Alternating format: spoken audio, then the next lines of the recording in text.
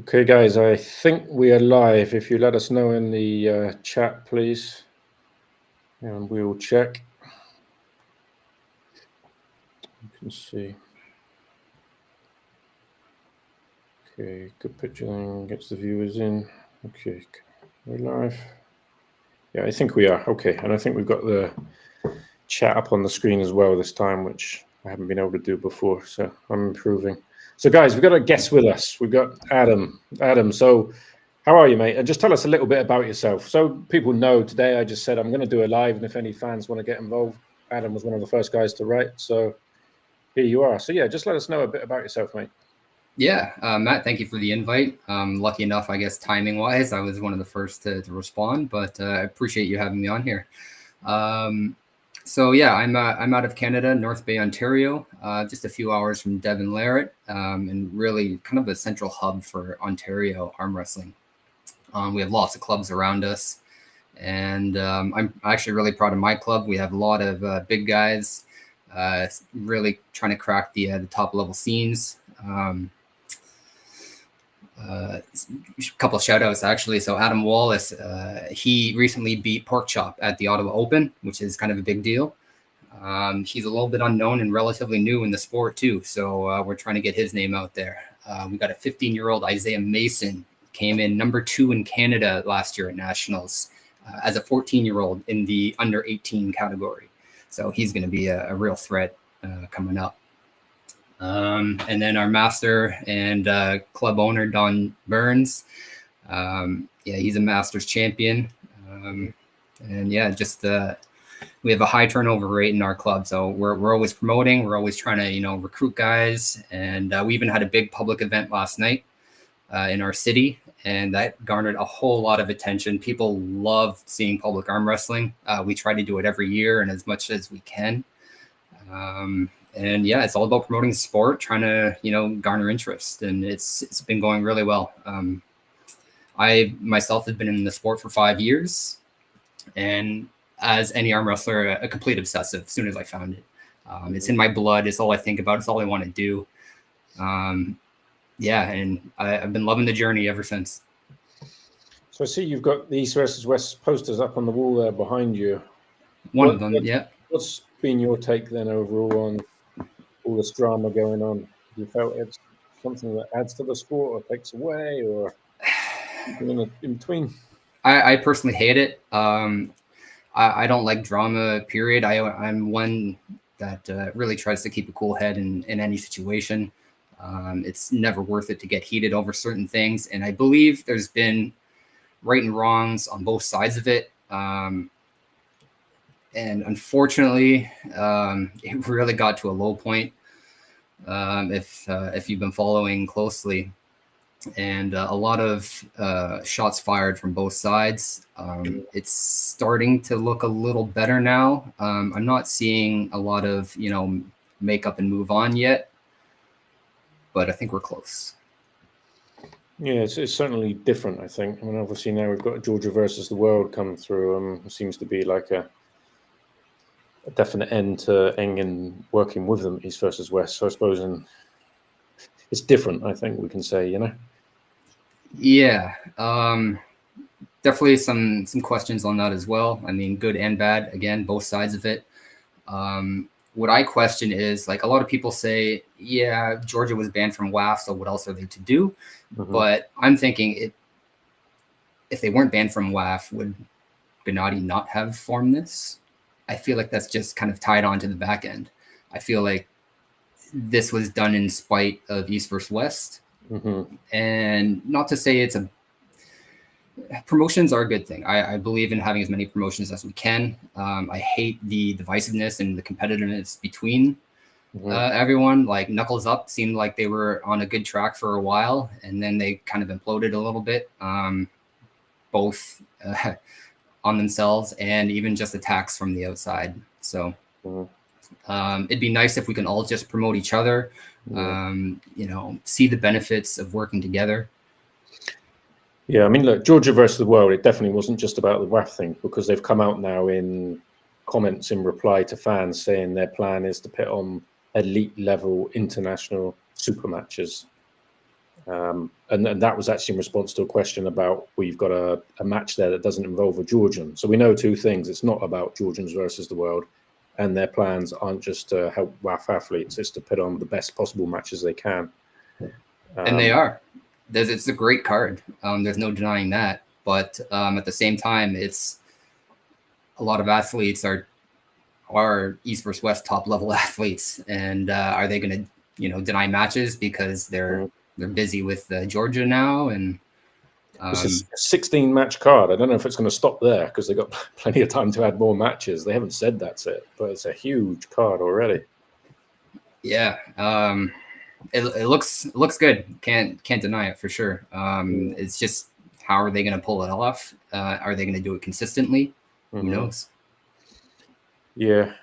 Time will tell if it even happens. Maybe it will. Maybe it'll be a great success. I have no idea, and I've said to other people, I have no idea if Engin is involved. All I know is he's very supportive of Gennady doing this, but it doesn't mean he's got any direct involvement. Obviously, people will speculate that he does, but I don't know. And what do you think about Ryan Bowen? He's got a match there, which I did have some inside info. I did announce it on my channel about a week ago that get ready for him to have a match there. Sure enough, and I knew that they were asking around for an opponent for Ryan at a 105 or 108 kg weight. Sure enough, they found an opponent, a pretty tough one. Certainly can't blame him. It's not like he's getting a whole lot of East versus West matches. He's not quite top world level, so I mean, if a promotion invites him, why not? Especially his girlfriend. She got her first international match. Good on her. But as I understand, because she took the match, she's now banned from Pro Panja League, as I understand. Really? Which is obviously where they live and growing and a huge thing. So I don't know if it's worth that or not. Obviously, that's their decision. But that, as I heard, that's the trade-off for that. So as always in arm wrestling, do something somewhere and there's a problem somewhere else. Yeah, that's kind of disappointing to hear, actually. Pro Panja seems to be on a good roll as well. I followed a little bit of season 1. Haven't touched on season 2 yet, but they're taking the right lanes, I think. But if they're going to go about banning, most people are against bans. We hate to hear it at all, but I don't know. Maybe there's more information that we don't know. Yeah. Again, more will come out of all these things because Armatura, Georgia versus the World, and Pro Panja are relatively new and all growing. As they grow, they're going to want a bigger slice of the cake, and that's where we run into problems, much as we did King of the Table and East versus West. Everyone likes to think they can work together, and things change over time, So unfortunately, I predict much more storms yet. I don't think we're out of troubled water, but we'll see. We'll see. But I mean, I've got to say about Ryan Bowen, obviously he gets a hard time. My dealings with Ryan, I've always been very good. Always were very good at King of the Table. He was professional to work with, a lot more professional than many of the other people behind the scenes. So I've got nothing negative to say about him. He says a lot publicly and sets himself up sometimes, perhaps, but yeah, people can joke, but just on a professional point of view, I've got nothing bad to say about him. I would happily work with him again if I was still in arm wrestling. For sure, yeah, he's a personality in our sport. I think he's very popular as a commentator as well. I'm surprised East versus West didn't immediately continue with him unless he couldn't. I don't know what the situation was, but I think he's very popular amongst fans as a commentator. That's when there was some controversy with East versus West, and I think Knuckles Up, just him going there for a bit. But Engin brought him back into the fold on the last one. Engin was the owner at, East versus West. I didn't think Engin was involved at that. Oh, well, yeah, no, they did make up. Yeah, I do remember that. Yeah, I think they made up. Yeah. I mean, look, the massive worry for people would be, I think, with Georgia versus World, if it was a great success and they managed to poach Levon, the number one in the sport, that would be the ultimate thing. And the one thing I see, like Levon yesterday, he was given another new Merc by a sponsor. The guy's making a load of money, and I think more and more as time goes on, money for Levon is less of an issue. and it's better just to be popular in Georgia and let people give you Mercedes, let people give you money from government, from sponsors. Happy days, you know. And is there a point where he's like, well, I can just stay here at home, go to my mate's Gennady and pull if I feel like it, and probably the Georgian government will come up for more money for him if he would do that, you know, on home soil. So I think it's a genuine danger that East versus West have to navigate. Yeah, at the same time, it takes away from international popularity for him. His goal is to get in, Hollywood movies and stuff, and being on an international stage, even for arm wrestling, can only help him in that sense. Yeah, it's true. The only thing is, again, how much backing has Georgia versus World got? If they've got a huge backer, that's what Engin had. He did it all off the back of a guy bankrolling the whole thing. Well, if Georgia versus World have that, maybe they've got the same guy for all we know that Engin had. And if they do, sky's the limit for them. At the moment, people are kind of joking about them, but at the same time, it's like, well, if this card actually does come together and it's a good production, I think people are going to suddenly be like, shit, this is something serious to think about. 100% for sure. It'd be nice if they can figure out how to work together. It's, I don't know, not high hopes for that, but Yeah, well, this is doing the rounds, isn't it? Where is the thing? So Georgia versus the World said about East versus West and themselves. Both options are helping the sport. One is long-term solid growing plan, whilst the other is short-term money-making concentrated. So it's a real dig. I assume they're talking about East versus West when they said that's the short-term money-making one, not about themselves. So like I say, they've already kind of set their stall out of what their plans are and what they think. So I don't possibly see how they're all going to work together. But yeah, we're going to find out pretty soon. What about this East versus West that just happened then, this kind of crossover with the strongman? What did you make of it?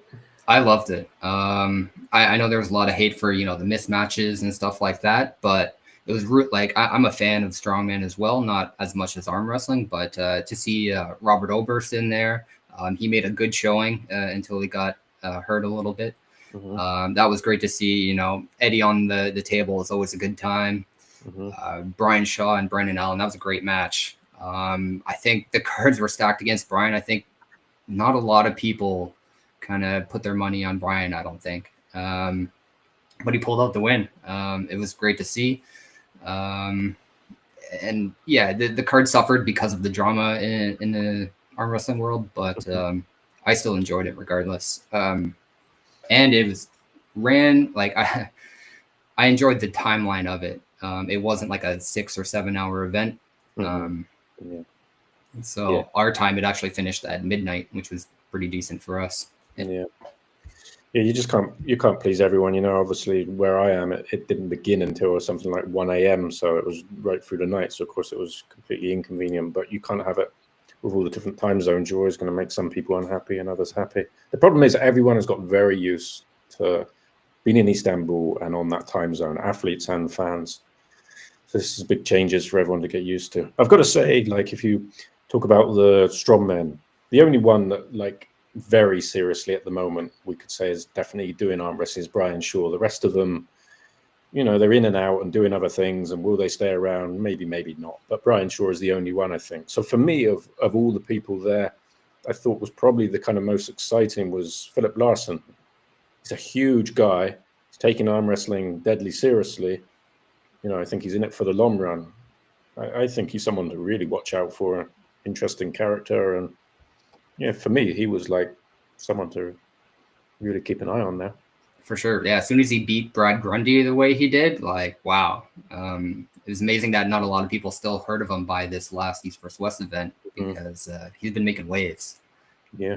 Yeah. My friends, Lars Robakin was training with him, said to me, like, he's going to give Matt Mask all kinds of problems. People don't realize how good he is. As a Canadian, yeah, I love Matt Mask, but I just did not see him coming through on that one. Yeah, Matt likes that flash pin speed off the go, and if he doesn't get that, then yeah, he's in trouble. But yeah, I thought Philip was great, and Dave Chafee coming to 115 and going through Todd like that. It's strange to see someone do that to Todd Hutchins, but it just goes to show like levels and the difference when someone has got that extra power, that extra bit of weight. Yeah, it was a mismatch, but they were due for that rematch, I think, with their momentum. I mean, Dave kind of on the downhill or on the downtrend, and then Todd just being unstoppable. So Yeah. it was a cool matchup, but didn't work out.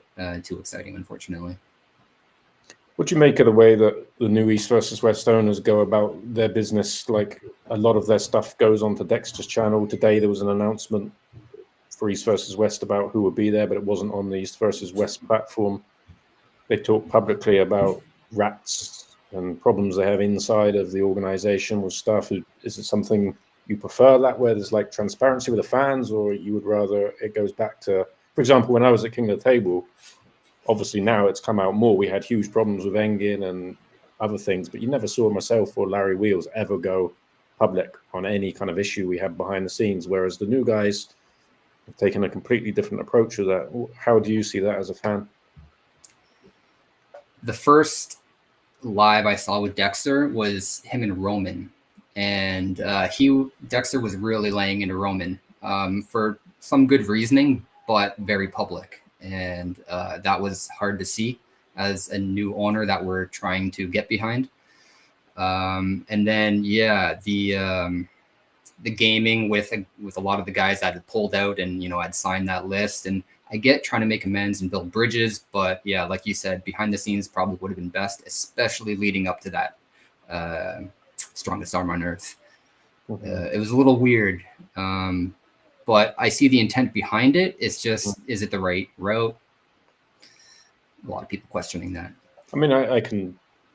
People think, I'm just somehow affiliated with East versus West. I'm not at all. Like, I was a bit surprised how they share on their socials people who made videos using their footage of like match pins less than a week after the tournament. Yeah, I do like an interview with Hermes, where it's the first time one of the top 5 pullers in the world has come out and said, we don't need Engin. And they don't share that on their socials, even though I tagged them in and things. For me, that's a bit strange. It's like, well, what are we looking at here? Are we trying to do something very professional, or is it just like, I don't know. I don't quite understand the direction they're going. They can do what they want, and maybe it's right. Maybe it was the way I did it. Everything kept business-wise behind the scenes was the wrong way. I don't know. Maybe fans prefer to see it like that, but I find it a little bit unusual.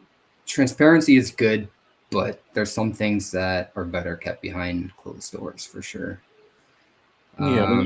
This whole thing, like with the hacking and that, to me, it just worries fans. Like, well, is our data okay? I know they said it absolutely is, but I don't see a net positive of like telling fans every other day about what's going on with hacking of their platforms and things. I don't think it builds any confidence in the consumer, No, but it's also, if a whole group of people are worried about this hacking situation, it's good to at least update them with every bit of information. Like, okay, no, we're good. Your information's fine. Your credit card stuff is fine. Like, those kind of updates I think are.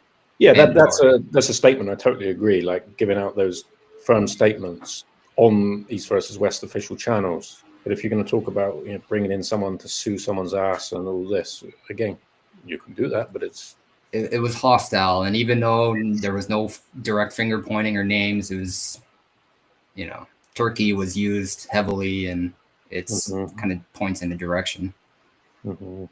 Yeah. But Robert is a very different character, obviously, to Engin. Very calm, polar opposites, I would say. They're here, I can't say I know either well, but it appears that way. And bringing some kind of calmness to the situation and business acumen from elsewhere outside of arm wrestling, which I think gives people confidence. Gives you confidence that he's successful in business elsewhere? Yes. I know a lot of people hate how soft-spoken he is, and a lot of time it's mistimed, right in the middle of an event. Him behind the scenes is probably better in most cases. Not to say he can't be in front of the camera every once in a while. Just time it. Yeah, that's fair, I think. What do you think about them releasing the matches so quickly? I think that's the fastest matches have ever got released after King of the Table East versus West on YouTube, yeah? Yeah, it possibly had something to do with, the whole live stream, like in the pay-per-view issue. Like, they weren't able to buy pay-per-views as soon as the event ended. So they probably, a lot of people are, I meant to buy it and I want to still see it.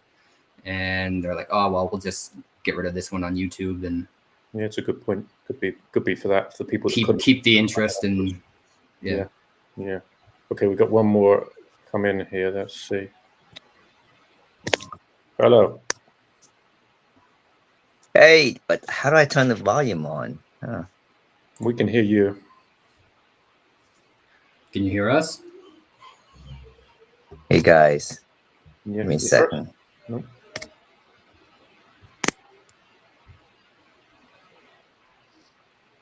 Let's have a look at some questions. Can we hear me? Yeah, we can hear you. Wonder how this is gonna work. Dexter spoke after the matches were I'm done. on my phone. It's so at Chicago too. How is that bad timing? Not sure anyone's saying that's bad timing. I think you were talking about Robert, at some event. Oh yeah. Can you hear me? Yeah. Yeah, we can hear you. It is on.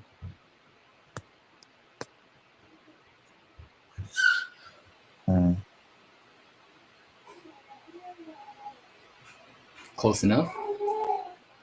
You can hear Dung as well, Adam, yeah? Can we talk? No. You can't hear me? Can we hear? Yeah. Okay. I think something wrong with my audio, guys. I'll be right back. I gotta figure a way to get this thing done. Adam, can you still hear us? Yep. Okay. All good on my end. Yeah. Okay. Is Dexter from Vietnam? I don't know. Malaysia, I believe. Okay. Yeah. Okay. I think you're right. Probably that could be a reason why they released the matches then. And the matches have been released over 3 different channels, yeah? And that's because it was a cross promotion. Brian's got 2 channels. East versus West has got theirs. Yeah, I think Brian's releasing the strongman ones that he had originally booked. I'm not sure. I haven't compared them. As I understand, Brian released Gabby's match, which I assume was an East versus West match, not his own. No? No, that was actually booked before East versus West got in. Okay, yeah. So even though it's a East versus West level match. Okay, that's why then. Yeah, okay, so he's releasing the matches that were already planned before. That's what my assumption is. Yeah. Baku. Yeah. Okay. Yeah.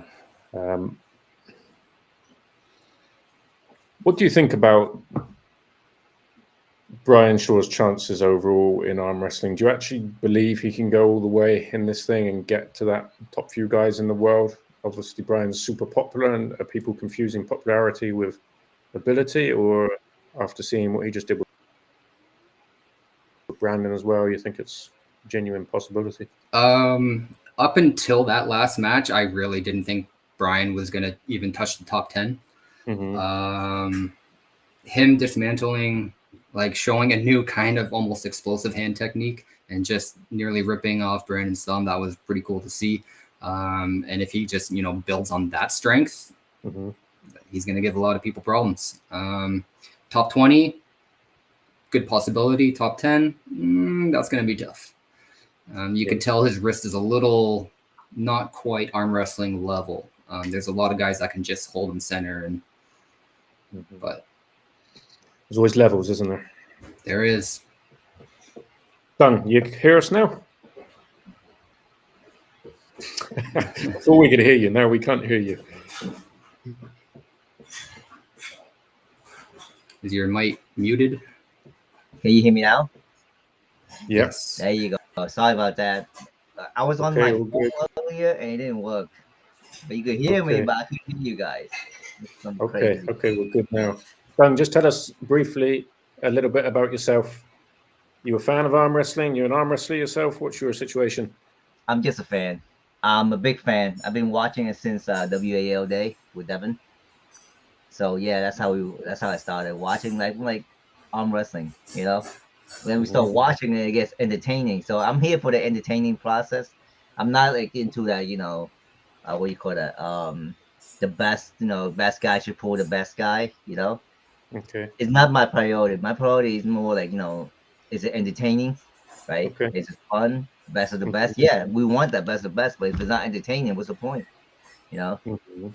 So a little bit about myself. I'm a real estate investor, and I do collect, the little collectibles on the side, Pokemon stuff, TCG for fun, Mhm. and Mhm. what do you call that? I did travel to Istanbul. I think one time or twice, maybe. That's the Okay. VIP for East vs West event. Mhm. Yeah, Okay. pretty So fun. what's your opinion on all this then? So in that case, you saw it very close up, and you would have met Engin and things. What's your overall kind of feeling on this situation? It's very immature, right? Immaturity. People let their ego get the better of them, right? On And which side of things, or on all sides? Engen size, mainly Okay. Engen side, because I look at things objectively, right? Who's been doing for the sports and who's been doing for the ego, and it's your track record and your behavior, your actions speak louder than your words. You know, when I was with Engen back then, I respected him a lot. But then I started hearing stories about him blocking people, preventing athletes, and it's just like not one person talking, that everybody talk about it, Mhm. and everybody's hush hush because everybody's worried that they don't want to get on his bad side, you know. The thing And is, guys, as well, though, that I keep saying it, the Eastern athletes, I understand why they very much liked Engin. Istanbul, they didn't need a visa. It was very close flight. The times were convenient, and Engin would pay them in cash at the end of the event. It was easy, and he was putting on lots of matches. So if I was in their position, I would also say, God, the well, guy was great. would you say? I don't want to sound negative, but would you say that a lot of these athletes are overpaid for their matches No, because no, they don't bring the poor that they're supposed to bring to the event that's worth the fans watching. no. There's a misconception that like all the athletes are getting paid so much money. The guys at the top are, but a lot of the guys actually, I would argue, perhaps are not quite getting enough. I mean, there's a business model and it's perhaps not possible, but a lot of them really are putting in. If you think how much training they've got to do, how much food they've got to eat, all other things factored in there. No, I don't think so. You Okay, could argue that at the very top end, but again, people like Devon and that bring in these pay-per-views, so also probably they should demand it. So no, I don't feel like guys were getting overpaid. okay, because that's the reason why I say that, because they're so comfortable Engin paying them that amount. They're worried East West won't pay them the same kind of amount, like, because Engin's not there to represent them, right? It's So more the cash in the envelope issue. Tax is a big thing. Yeah. you know, and with the whole East West thing, this is what I want to voice my opinion about the West guys, right? The Eastern guy calling Devin the cheater, Engin calling Devin the cheater, raccoon, whatever it is. Devin defended himself.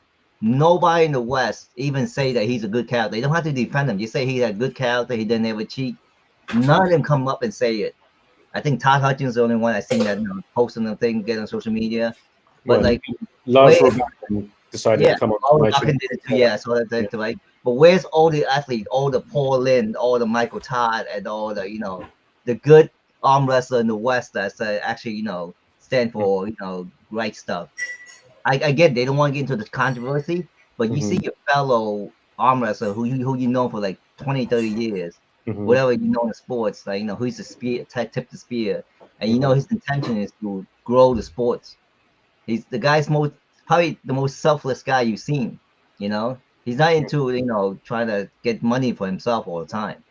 Like he wants to grow the sport. He travel around, and I, th- I he think I think a lot of those guys have been around a long time, and they've seen arm wrestling organizations come and go, and they were worried that if they stick to one side or the other, and it was looking very much like all the Eastern athletes were going to pull out, I think they were worried, well, where is the league going to end up? Where is it going to be? And remain neutral. But it depends. If they need the money, that's understandable. But I agree with you. It'd be nice if more people just came forward and said what they want. But maybe on the flip side, they were just trying to keep the drama to a minimum. They thought that was the way to do it. Maybe they were speaking themselves.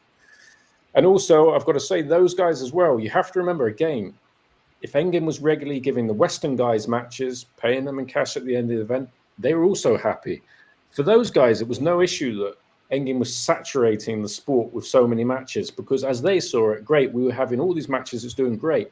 They didn't see the business model behind failing, where fans were getting oversaturated, all the big matches were being used up, pay-per-views were declining unless you had, one-off big event, but overall it was getting more and more difficult to build this thing.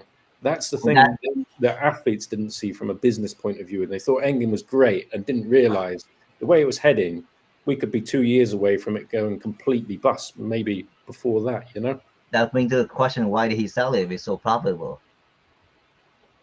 Well, it's a lot of work, man. A lot of work. No, it doesn't matter how much work it is. If you're getting paid well, you keep going. You hire people, whatever it is. If you're getting paid really well, it doesn't matter how much work it is. The payment will outweigh the stress that you're getting.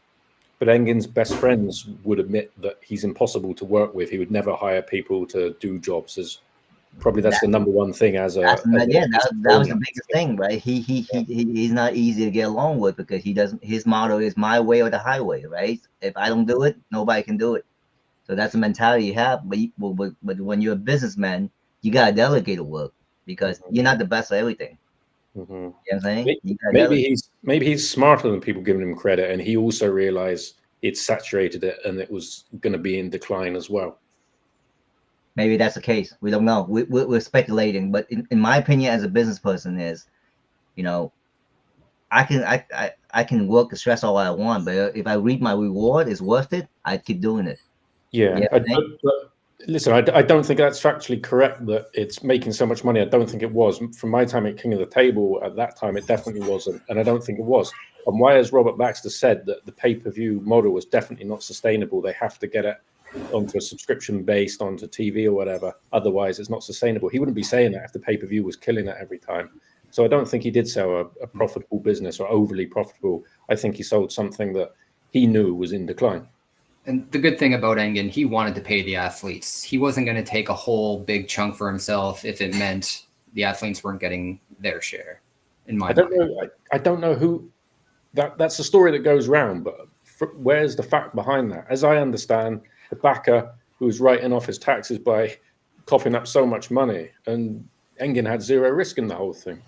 So I'm never quite sure where that thing is that it was just all for the athletes, and there was no, because I know how much he would have made, for example, pay-per-view sales off of the rematch Levin versus Devon. Devon, yeah. Well, they could have been paid twice what they were from the money from that if he was all about just putting it back into the athletes, but they weren't. So, listen, you're the only one that has the criteria to speak about this. We don't. Yeah. I'm just an average Joe. I'm just guessing. Whatever I say, I'm just guessing. But it's just the pattern and behaviors, speak for itself. Mm-hmm. And that's why I was like, because I'm always a fan. I've been watching this, and it's very, very entertaining when you watch Brian Shaw beat Brian Allen. It was crazy, where Devin, all strategy was just don't hang on. But Brian's that 1%, right? That's gonna grip your thumb and he's gonna break it if you don't freaking give up. Mm-hmm. And that's the 1% that Devin didn't count for. Because Devin called him up. Remember when after round one, Devin told him, just flop Chris. Just flop it. And Brian's didn't listen to him. Brian's like, you know what? Let me try my way. And he gripped him and he freaking won't let go. Had he listened to Devin, his strategy would fall apart. Who do you guys think should coach Brian? Because I know from Larry, his perhaps biggest issue was so many people coaching him, and it ruined him in the end, basically, because you can only go down one route, and there's quite a lot of different ways to go about this in arm wrestling. Have you guys got any opinion on who Brian should actually stick with? Yes, himself. Get on YouTube. There's plenty of information out there. Spend your time in the gym, which he's doing. He's going to learn it. That's how I learned it. That's how a lot of guys learn it. Yeah, you can, ask people certain things if you're confused and stuff, but it's hard to tell people how to arm wrestle because everyone's strong in their own way. Everyone has their own powers, and you got to figure it out on your own. And Devin did not understand Brian's power. Mm-hmm. That I agree with Adam too, because Brian is like a scientist, right? He's like a strongman scientist. He experiments. He knows his own body more well than anybody else. He just needs a fundamental down, basic down with all the different pulling angles, right? Mhm. Test him out, right? Had when he was training with Devin, had they tried, hey Devin, I want to show you could slip out my hand, right? Had Devin tried that with him, Devin would know how strong his grip is, right? Because most arm wrestlers can just slip easily, but when you have a guy that have that grip strength, you can't slip from him. Devin was like, holy shit, you are that 1%. You know what I'm saying? You are that point whatever percent you mean that can grab somebody's thumb and break it. And Brandon right now, his freaking thumb's probably won't even be able to move for a while. So I But agree with that. He should I have just saw again, like I can't remember. Brian had someone who he appointed as his corner man, yeah. But then during the match, he had Neil and then Devin come in, and so he had 3 different people. Yeah, all those guys super knowledgeable, but probably all got a slightly different take on it, which is normal. he should have got a warning for that, because that was 3 people. That was not allowed. It was 2 people only. That was a rule. Yeah. Being owner of the event helps. Yes, sir. Yes, sir. Well, it's very entertaining, and I think he knows himself more than everybody else. He knows his own strength, right? Because there's nobody as strong as him that can replicate what he does, except Levon. If he trained with Levon, I think he'd have a better idea of how to use his strength more. And that's my opinion as an average Joe. Because Levon's the only one that's big and that has that strength, that's bone density and everything. It's a real shame because Levon was in America for a month before this East versus West, and they didn't manage to get together. It is, yeah. That was such a shame. But I guess Brian was so freaking busy with all that. I guess all that drama came afterward too, and all the strongman. Yeah. So he was a lot. There's a lot. And I don't think people realize in the strongman, Brian had tons of problems as well, because he had Mitchell Hooper, who's been the strongest guy in the world for the last 2 years, withdraw.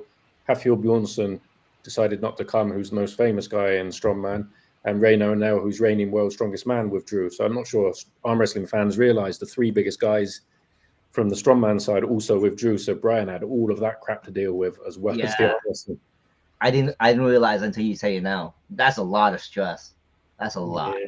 Yeah, it definitely is. He pulled it off, though. Yeah, go on. He pulled it off. Mm-hmm.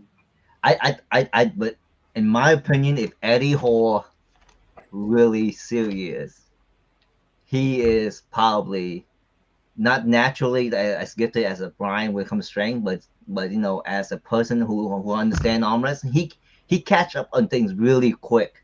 Like he understands arm wrestling.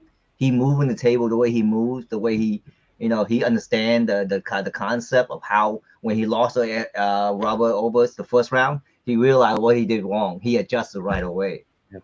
And that is pretty impressive for a guy who doesn't even take the sport seriously yet. Mm-hmm. Can you imagine take it more seriously? I don't see him taking it super seriously, though. No, I don't think even after his wrestling and all that. Yeah, I agree. I'm not sure he ever will commit to it. Martins Lissus, who I know he got whopped by Loz in his match, but Martins is probably the most technical guy in arm wrest in strongman, and he's basically done none so far. So he got absolutely just destroyed just in the setup, didn't he? But he's someone who has got 1 more, maximum 2 more years in strongman, and then I think will come to arm wrestling. And I think Martins will be someone that can actually go a long way because he's so technically minded. I think he will suit arm wrestling. You can tell Robert Oberst has the bug. I don't know if you saw his post-match interview, and even other stuff that he's done, you can tell he's got the bug. It's just he had so many injuries in strongman, and straight away the arm wrestling, he's one of those guys that I'm not sure he'd ever stay healthy enough, especially the way arm wrestling is. It's brutal, isn't it? Fair enough.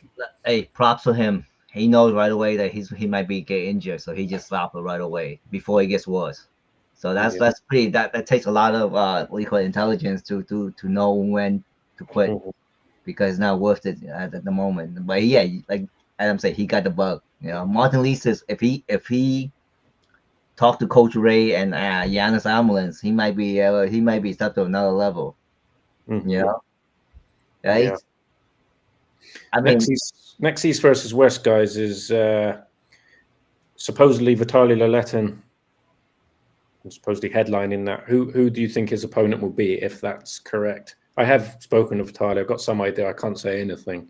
It's not fair on East versus West, but who have you guys got in your mind? Adam, you want to go? I go. Yeah. I can only think of guys that maybe haven't pulled in a while, like Georgi Svetkov.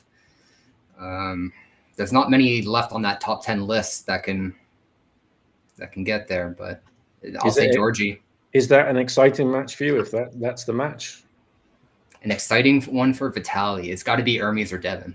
Okay, so if it's not Hermes or Devin, though, is there going to be much hype amongst fans or not? Or is it more like everyone pissed off that it's not Levon or Devin?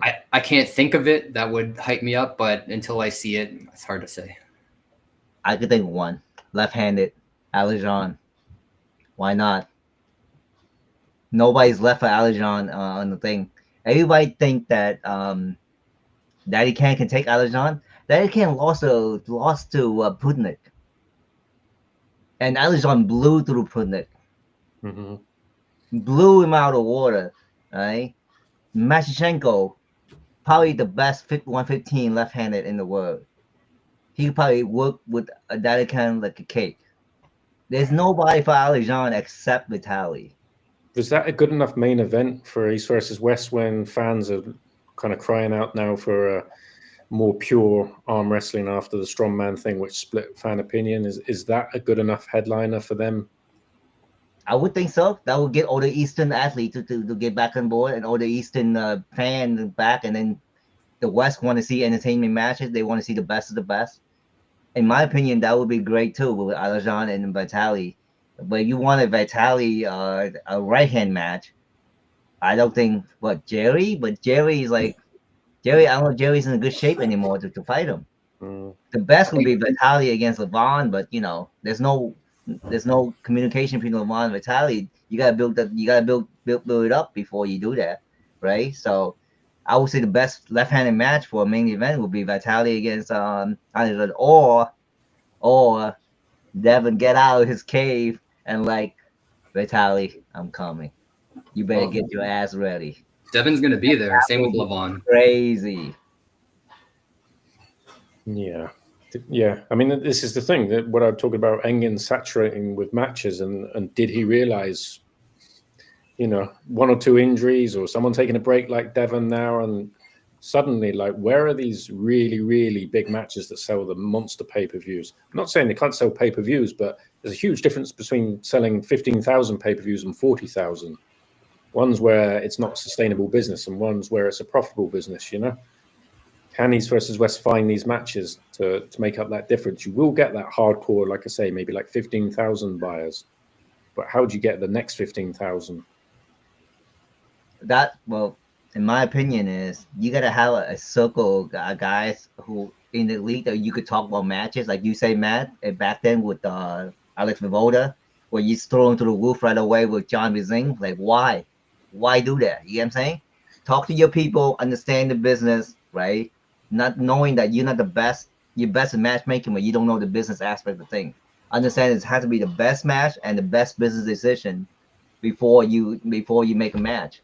Yeah, and people miss my point on that, because that's the thing. Just having Voivoda and Seplenkov in the sport, even if they weren't pulling off them, but they were still, okay, they won and they were going to pull again in 3 months, even 6 months. It still meant, okay, they were there. They were preparing for the next match, just like Levon only pulls like twice a year, pretty much. But people still talk about them all the time, make content based on them. But when the last time you saw content made on Voivoda? You didn't, did you? Because he went straight out of the sport. If they kept him in there winning, people will keep talking about him. That's just a net positive for the sport overall, because you have more content, more interest, his fan base. So that's why it's such a huge mistake, those two matches, Dennis. It's not just about them losing the matches. It's about not keeping star names in the sport, in the talk. Yeah. That's why WWE even do it. Even when guys go on breaks, you never know when they're coming back, and then you have the pop when suddenly they turn back. It's a deliberate business decision to know that they're still there and they're coming at some point. When you just let them get beat and they say, "Oh, I'm done with this," and you see them on their Instagram weighing 30 kilograms less, sat on the beach, everyone knows what's up. Yeah, no, I agree. I mean, the business aspect of it, how to market a match, market your athletes, and another thing too, marketing your athletes. Like these athletes, Eastern European athletes, is promote yourself. Mm-hmm. God, man, promote yourself. Do something. Do something like Devin do community. Go out there. Travel. If you can travel, go to your local event, whatever it. You know what I'm saying? Attend the event, grow the sports, and you put yourself on the map. You can't just be in the gym 24/7 and you're working out, and then expect people to know you, and then expect to get paid top that dollar when you don't even travel. You don't even promote the sports. Promote yourself to promote the sports. Someone there saying about Leonidas as well, how he got put in against Devon. Well, it's on record, Engin on his video saying, that's going to be a good match and all that. Well, what sort of matchmaking was that? Did any of you think that he was going to have a chance against Devon? So why is Engin telling people he did? Either one, he's a shit matchmaker, or two, he was a bullshitter. Can only be one or the other. Who thought that was a proper match? I think he wanted Devin to get on the card so that he boosts up the pay-per-view. Because anytime Devin's on the card, pay-per-view goes up. You know what I'm saying? And that's probably what happened. Was that a left-handed match? I can't remember. Yeah. Yeah. So Devin always promotes his left doesn't do anything, right? It's the party arm. So I think at that time, Engin might have thought it would have been a good match, being Leo's strong hand. But I mean, yeah, no. Obvious mismatch, regardless. We all understand levels, We all understand. Oh, yeah. I mean, there's so much level this game. It's crazy. Or as an attempt to get another, big personality into the sport, like our strongman, what we're doing right now. Mm. The thing that I don't think arm wrestling fans quite understand about strongman is that it's basically a free sport. It's not a pay-per-view sport.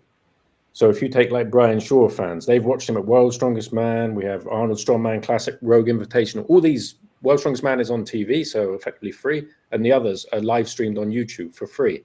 And then how else do you watch Brian? For free on his YouTube channel. So it's not normal for those people to suddenly say, oh, okay, we got to pay like $20 to watch him arm wrestle, something we don't even know him for. Probably it's not a sport we follow. And now we're going to pay him to watch him do that. It's not natural for strongman fans to come into arm wrestling because of that. And honestly, a lot of the fans had no idea, like Martins Lissus was pulling loss. It wasn't some big promotion in strongman about that. It was a bit of a misconception that, there's this huge crossover and that was it. All the strongman fans were coming.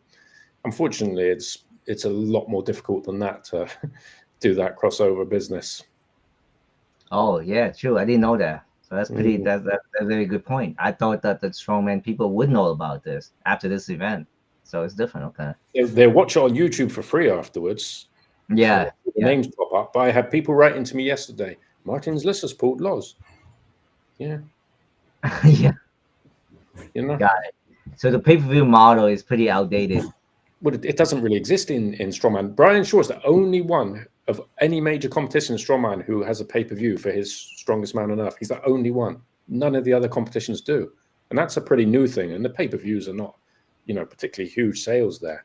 It's a very unusual concept in strongman. You've got to be a very hardcore strongman fan to buy the pay-per-view for his event. And those people were very unlikely then to be arm wrestling fans, or if they were, they already were. So already would have been people that would have bought East versus West, King of the Table. So to convert more is a huge, huge ask. But I think the reason why they're doing the pay-per-view right now, just like the UFC is doing, is to show the pay-per-view numbers to the prospect streamer, whatever. Like Paramount bought, it has a 7-year deal thing. So I think East versus West is doing the same thing. They gather the numbers and pay-per-views, eventually land a contract with one of these big company, streaming company. They've got no choice to do pay-per-view at the moment, though. They've got no choice about that. That's the only way to bring in the revenue. But yes, like I say, where are the matches? Now you've got maybe Vitali, Hermes, Levon, Devon. Those 4 guys I can see, still selling good numbers. Mm-hmm. If you have Devon out for say, next 3-4 months, and who knows? Levon pulling once every 6 months and Vitali having issues about where he pulls and things. If those numbers are in decline, then how are you going to sell that as a product? It's very difficult. You've got to have this thing showing growth. And how do you go upwards from where we've been, It's come back to athlete marketing themselves, hyping up matches, creating beef, But if you rely on that, you're in huge trouble. If I was the owner now of East versus West and I was relying on athletes to make the business work by doing all of that. No, I wouldn't say rely on the business on the athletes only, but because the athletes start, calling each other out, creating videos to attract attention, and then it's going to pick up traction, and then the business itself will be like, okay, this could be an option. You get what I'm saying? So it doesn't have to be relying on the athletes only, but the biggest match right now is Vitali against Devin. Everybody want to see it, right? How did that come about? Because of all the traction it created with Devin, like stopping LeVon, with Devin beating everybody, beating Hermes, and the only person that he didn't beat is Vitali because the long lever, all these social media insight, negativity, whatever you call it, right? People, one side defend that side, but that create the hype. So look, unpopular opinion, but for me, with my business hat on, I would have Vitali pull Levon before he pulls Devon. The reason is I agree, because he'll almost certainly lose to Levon, but it doesn't matter. The match still is just as significant against Devon. But if he pulls Devon first and loses, what the hell is him pulling Levon after that? We already know the result. Surely that kills that. Yep. So although logical step is you have to beat Devon to get to Levon, from a business point of view, if you're doing pay-per-view numbers, I would definitely do it the other way around. You guys, as fans, happy with that, or you want to see it where it's fair, where you have to get through Devon to get to Levon?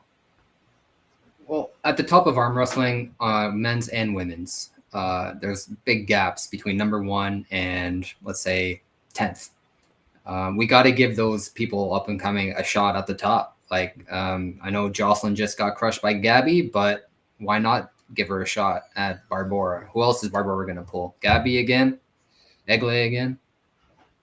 You got to give those guys shots. That's where you run into problems, isn't it? Engen looked at the matches that were there, but now we know the answers to those. Yeah. Now, like you're saying, you're talking about someone who pretty much we know as fans as levels behind, and we're talking about putting those matches on, which we were going to call mismatches, basically. And it's okay saying, okay, we'll give them the chance, but are people going to spend their money for what they see as, Hail Mary matches? I agree with you 100%. Let LeVon pull Vitali. LeVon need a match. There's nobody else to pull him except Vitali. To pull him first before Devon. Yes, pull LeVon before that. Vitali should always pull LeVon before Devon. Okay, always. It doesn't matter if he loses to LeVon. People still like, yeah, he still got a chance against Devon because they haven't matched and they know. But if you pull Devon and he loses to Devon, it's over. He has no chance against LeVon. Yeah, it's never over. What I'm saying, it's over for his shot against LeVon. Nah. It'll add for a short period of time, but I mean, things roll around. You go back and train. You get bigger. You see a bigger Vitali a year from now, the hype's going to be the same. So you'd rather see Vitali pull Devon first, yeah? No, I still agree, Vitali. But if it does happen, it's still in a year from now, it's still going to be just as hype in my mind. But we're in a kind of ridiculous situation where we're talking about fans wanting an athlete to skip the kind of ladder and go straight to Levon just because almost inevitable he's going to beat them anyway. So let's get that match out of the way and then go back to the other one. It's an issue with that at this point because Levon is so dominant. He's so dominant. I mean, it's either that or we don't see him pull at all. Yeah. There's a reason why he only pulled two times a year. There's nobody capable. There's nobody to even get to that number. It's smart on his side, I think, to do that. It's not saturating his dominance. So every 6 months we get hyped. Okay, we have our guy that's going to take him on. Let's go. Yeah. He's like the final boss, the raid boss. You know what I would do? I'll give East versus West an idea here. I would offer Levon extra money. It would be something around $20,000 to $30,000 if he would drop somewhere around 25 kilograms body weight and pull any of the top three, Hermes, Devon, Vitali, around like 150 kg.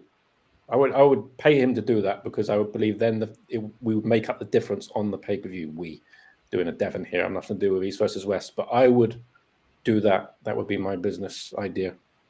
As a fan, I'm not sure I'd want to see that. Okay. The bigger the Levon, the better. I mean, I don't want to see a small Levon. But you don't want to see him basically potentially lose a match or make a match of it. That's my idea behind it, as opposed to him steamrolling everyone. Not if he's cutting weight to do it. It just seems weird. I love the dominance. Same with Mitch Hooper in the strongman world. I loved his dominance until he got hurt. Max Verstappen in F1, dominant F1 racer. I mean, I love dominance. It doesn't make for good matches sometimes, but it's really cool to see. It's history making. It's going to be in the history books. So if you like that dominance, then if Levon was to pull a guy out of the top 6, 7, that's enough interest for you to buy that pay-per-view to see him go through someone. And we've just talked about how the levels are really significant. That's interesting for you? Enough for me, yeah. Typically, I mean, I've bought every single pay-per-view, East vs. West and King of the Table. They're generally good enough matches on there that will keep my interest in it. There's got certain guys I'll always watch. Levon, John Brzenk, Devon, What about if Levon had to pull 2 guys in the same night? Just any awesome. type of thing. That would be great. I think your idea is great, Matt, for the spectators, right? To get more hype to see Levon still human. But as for the Levon himself, ain't gonna do it because he's an athlete and he wants to be the best of the best. He doesn't want to be half-assed doing anything, So it's just an honorable thing that he would do. He'd be like, you're trying to tell me to, cut, give my opponent an advantage, which is my weight loss, right? To balance out the match, be better. But at the same time, he's gonna be thinking like, I'm not bringing my best. So if I lose, right, I don't want to make that excuse that because I dropped 25 kilos that I lose. I want to see that they bring the best of the best out of me. Yeah, I think that dollar figure has to be pretty big because Levon's goal has been clear that he wants a perfect super match record. Yeah, but that's the thing now, even if you brought in, a weight category and a weight limit on the super heavies like you're doing like UFC, but Levon might just say, well, okay, see you later. I'm off to Georgia versus the world. This is the thing. He can basically do what he wants at this point. Money doesn't matter. His record intact. You imagine really as an owner, you've got serious obstacles to kind of get through at this stage now, especially if we have one more round of matches between Hermes, Levon, Devon, Vitali. I'm looking for the next event in Canada because I think it's going to be huge once it gets here. I'm surprised. I think that'll revitalize everything. But again, the visa problem in Canada is insane too, right? Yeah. It's very hard to get visa to Canada and the US, right? So it's a visa issue. That's what the Eastern athletes always worry about. Right? Having Canada, they're more strict than us, I think, in Canada. This is why I've offered the Siberian Power Show, because we issue the visas from the sport ministries. No one goes in between us and issuing the visas. So that's why I can guarantee them for everyone. That's why I made the offer to Robert and Dexter. It was 100% anyone from anywhere in the world can come to us, which is something ironic for people. Yeah, people in Siberia, so in Russia. Yeah, Russia. Yeah. It's just a fact, We did it with the strongman this year. 8 different countries: Canadians, Americans, people with criminal records. Doesn't matter because we're issuing the visa. So that for me, and it would be huge. Devon versus Vitali in Siberia in Vitali. Oh yeah, that would be big. But then again, Devon's the fear for his life too, because those crazy Russian people, man, that's always threatening him. Because with his problem with Dennis, right? Because he called Dennis the bad things. Yeah, the detriment to the sports. The enemy of the sports. By keeping the hammer. Oh, back to If any athlete want to sell their hammer, man, I'll buy it. that Shaw classic event hammer, that looks sick. I think I'm the only Westerner to have my hands on the hammer because I went, to Dennis's gym. I think I'm the only one to touch that thing in years from the West. Yeah, there you And go. it had a handwritten note inside of it, from Devon. Yeah. That was a legacy hammer. Yeah. Yeah. I mean, I love the idea, that legacy hammer, because you can die, you can retire, but legacy lives on, right? And it lives on in that hammer. So What they should didn't East see versus West do, guys? Should they keep that? I don't know, like a glove thing, or they should bring something else? Oh, I don't know. I think the hammer is a better idea, but Yeah, I mean, I really like the hammer. It's just a little tainted because of what Dennis has done at this point. There's been a lot of champions that need to be added to it, and it's weird to go back in time at this point. But I don't see a better solution still. So the hammer's where it's at. Everyone's talking about Georgia versus the world. Are you guys paying any attention to Armatura here in Russia? In Moscow, we've got competition after like 2 weeks. Schoolboy, Morozov, Vitali, Siplenkov, Dadakan, Zawa. Everyone's there. Zawa's pulling. No one seems to be talking about that, but if you look at that on paper, surely that's something that people should be thinking about, or fans not considering that as just Gennady as left, east versus west and associated with Engin. Is that why people are concentrating on that more? I never hear about it until after the fact. I always see the stuff after it's happening. This is the first I even hear of it. Mm-hmm. I was gonna maybe take a look into it until I saw the Twitter page or whatever, the YouTube comment that they responded just recently, just now, like about maybe a day ago, about them taking a stab at East versus West. Like they're saying that we don't want to be inviting non professional athlete arm wrestler to our event.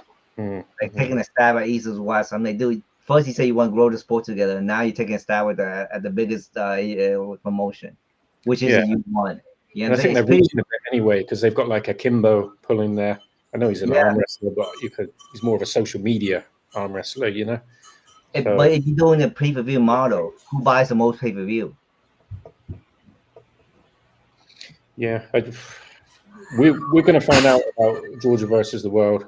It's all going to come down to what backing they've got. But I can believe in Georgia, looking at what like people like Levon get government support, I can believe it's possible that someone's behind it. I can believe people keep talking about Engin. I've got no idea, but Engin's backer could be a backer for Georgia versus the world. And like I say, if it is, people better start taking it seriously. Because at the moment, people are like, it's going to be a shit show, one and done. Maybe it will be, but maybe it won't. Well, they have a good start. East versus West already say it too. Those athletes that join the event, they give a one-time pass to them. So that's why Ryan took the match. Yeah. Ryan Bowen took the match after they announced that. Do you blame him though? I mean, it's not like Ryan was a big East versus West athlete, but he associated with them. He's trying to be now. You notice that he stayed quiet until the Engin got fired. Then he started uploading video and started talking about the athlete and everything. All the Western athletes did the same thing. Everybody stayed quiet because everybody's like this. I don't know. If I mess with Engin, I ain't gonna have a match. If I mess with Engin, I ain't gonna have a match. I'm scared. I think Bowen shot himself in the foot a few times, and I think that's why he went social media quiet for a while. Whatever it was, it's funny. Like with Knuckles Up, I think that's kind of when he slipped back on social media. I think this too, right? No, I was trying to say, and I think this too. Now Devin, I'm playing the devil advocates here, but now Devin thinking like, who actually my fellow arm wrestler? What the fuck were they? Excuse my language. What the F were they when everybody's attacking me? You know what I'm saying? It's a test of true friendship and true characters of a person, right? When you try to promote the sports all this time and you got the Eastern athlete and the crazy madman over there accusing you all these things, attacking your family, smearing your name across the whole thing. Mhm. You know what I'm saying? None of your arm wrestling friend, say even come out and say anything. And that's why Devin's taking a break. He's like, this is mental fucking this is the mental stress, mental you call it exhaustion. Mhm. I mean, no doubt Devin's got friends in arm wrestling, but Devin's way, of course, is to go on the attack with all these guys when he faces them as part of his strategy. And is that a case there? Like, okay, well, when he's under attack, he's getting what he gave us, Is that, I don't know if that is what it's about or not, but maybe that plays into it that, okay, you gave it out, now you're taking it. And I don't know. Everyone's going to have their own reasons. Maybe they genuinely, also many of the Westerners were happy with Engen because they were also like Eastern athletes, given lots of matches, given the money. Maybe they were happy. Maybe, but I just think that for a guy like Devin to take this extreme where he had to take a break, it's a lot for him to handle. Where they threaten his family, threaten everybody, like it's just crazy, That's why I think he's taking a huge break. It's not Devin's first break, though. He took a break last time he cut down in weight, too, and I believe that's what he's doing this time as well. It's just taking a health break, I think. I mean, yeah, there's a lot of mental stress behind it as well, but I think it was going to happen regardless. I mean, he's still going to be at the Switzerland event, just not pulling. Mm-hmm. Yeah, him and Levon will be there as a guest, yeah. As guests. There you go. Guys, you got any points you want to bring up or any questions? Go ahead, Adam. Dung, how do you feel about that pound for pound list? Oh, Devin, number one? Yeah. Do you agree? I agree. He pulled 105, he pulled 115, and he pulled super heavyweight, right? Perfect. How about Levon at, I think he was number 11? Yeah, I guess you can't say pound for pound when nobody say when you don't go to any other weights, right? So, like Manny Pacquiao, 8 division champ. You know what I'm saying? Pound for pound, right? Yeah. But, I guess everybody pound for pound is different. For me, pound for pound is when you go to different division, you dominate. We'll stay in your weight, Like I think if a lightweight like John Zing back in the 90s, back in early 90, early 2000, a 95, beating guy at 105, 115, super heavyweight. That guy is pound for pound because at his pound, nobody could beat him, and then he beat people above his pound. You know what I'm saying? For sure. That's what I think.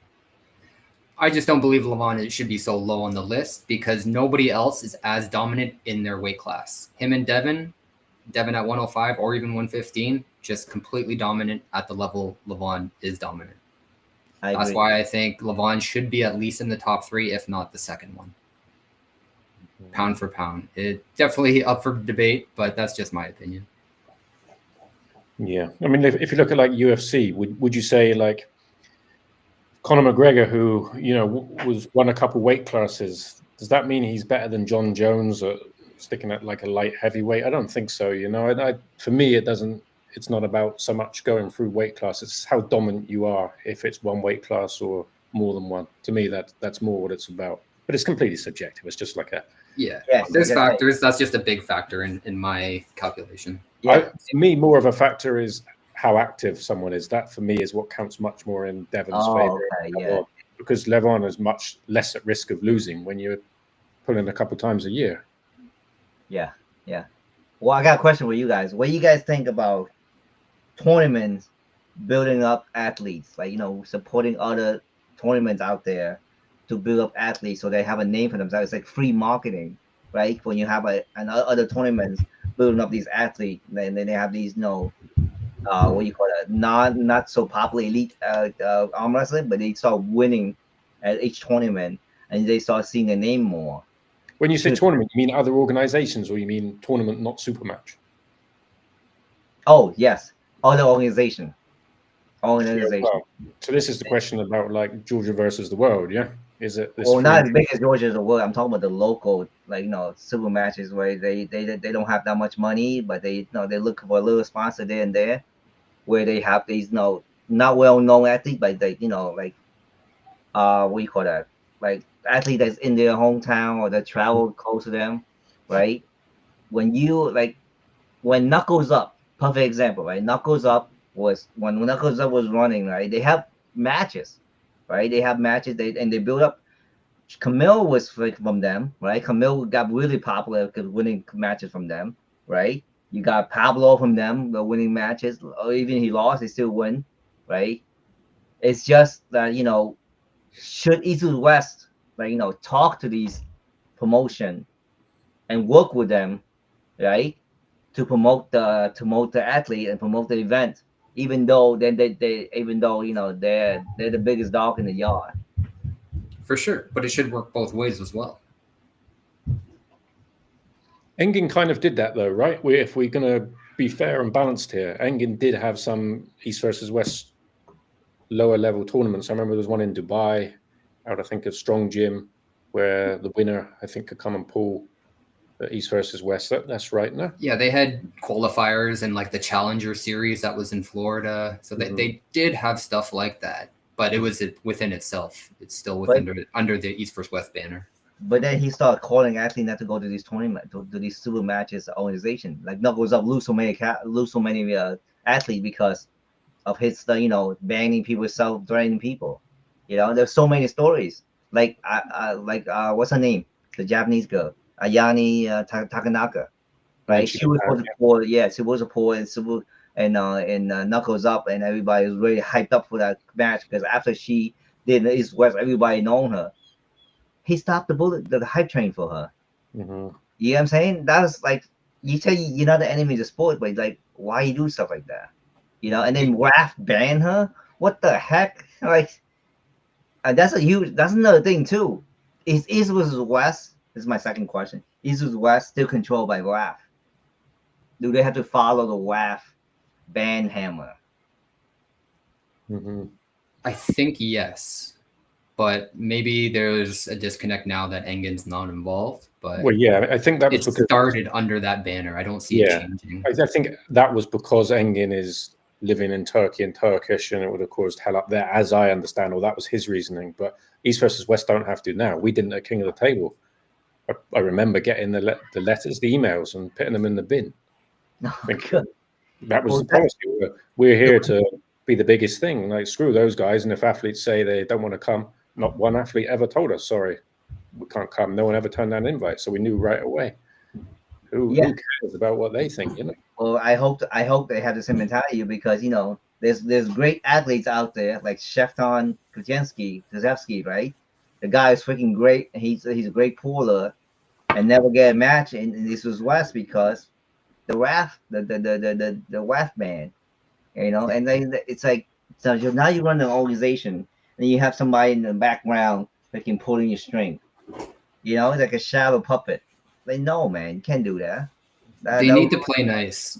They're the two biggest organizations in arm wrestling, so they need to be on the same page, if not working directly together, but at least friendly with each other. I don't know. My opinion is if East versus West want to run away with this thing, just do their own thing. And if WAF want to try and stop people pulling there, just tell them you try and do what you got to do, but we're going to invite the athletes. They won't see any decent athletes say no, or not the very top level ones. Nothing that would affect business. That's what we did at King of the Table, and that was the way forward. If you start letting WAF push you around, I think you're going to be in a sticky situation. And again, when we talk about trying to sell this thing on, if you've got to declare that, oh, by the way, we've got WAF over there that are going to be calling the shots, well, what sort of business have you got? Yeah, no, I agree with you. Oh, free market, open market, do what you gotta do, right? The athlete will get to choose what they want to do. Have to worry about the ban hammer because that ruin the grow the sport. So yeah. Question for you two guys: how did both of you find the sport originally? Through which athlete or some other kind of tournament or friend or what? So for me, it was during COVID. And I found a YouTube video with Schoolboy pulling a bar full of people. And then all of a sudden, Devin in his white T-shirt stepped in and put a stop to him. And that kind of just sent me down the rabbit hole. Yeah, that T-shirt, not today, son. For me, it was ESPN when I was watching YouTube in 2018, and I saw a WAL match with Devin and Travis Bajan and the whole tournament. You know, where John Bazing beat Devin without a strap. You know, and take that loss graciously, and then entertaining. And it was very entertaining. When I watched it, it became entertaining. I didn't know there was a sports. I didn't know there was a thing going on until I watched it. And then like the banter at the table. So yeah, that was when the entertainment part is what drew me in. When I watched WAF, I was falling asleep. Mm-hmm.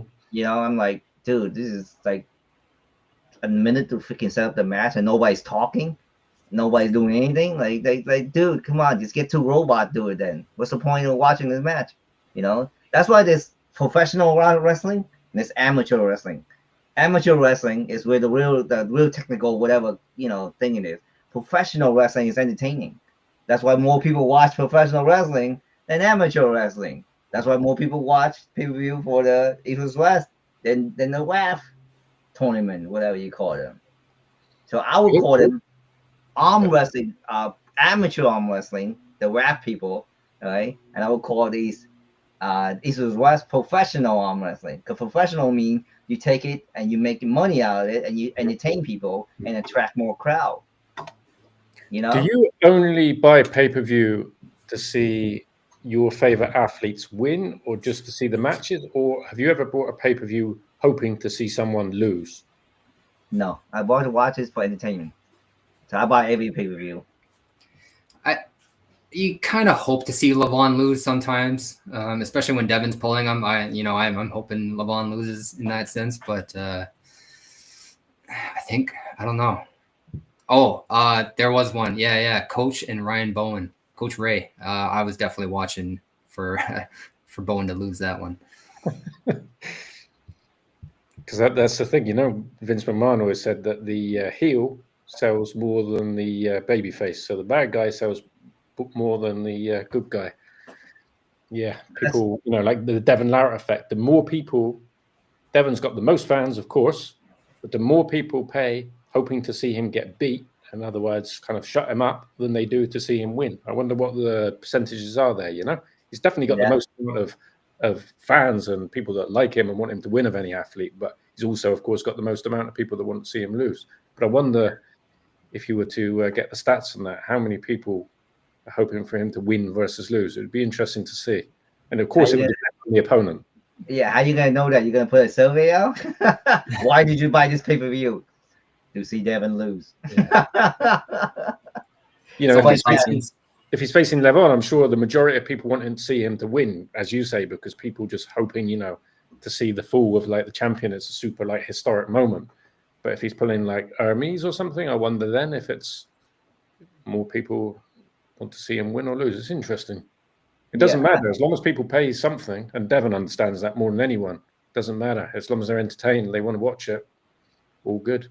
Yeah. I mean, I never buy a pay-per-view because I want somebody to lose.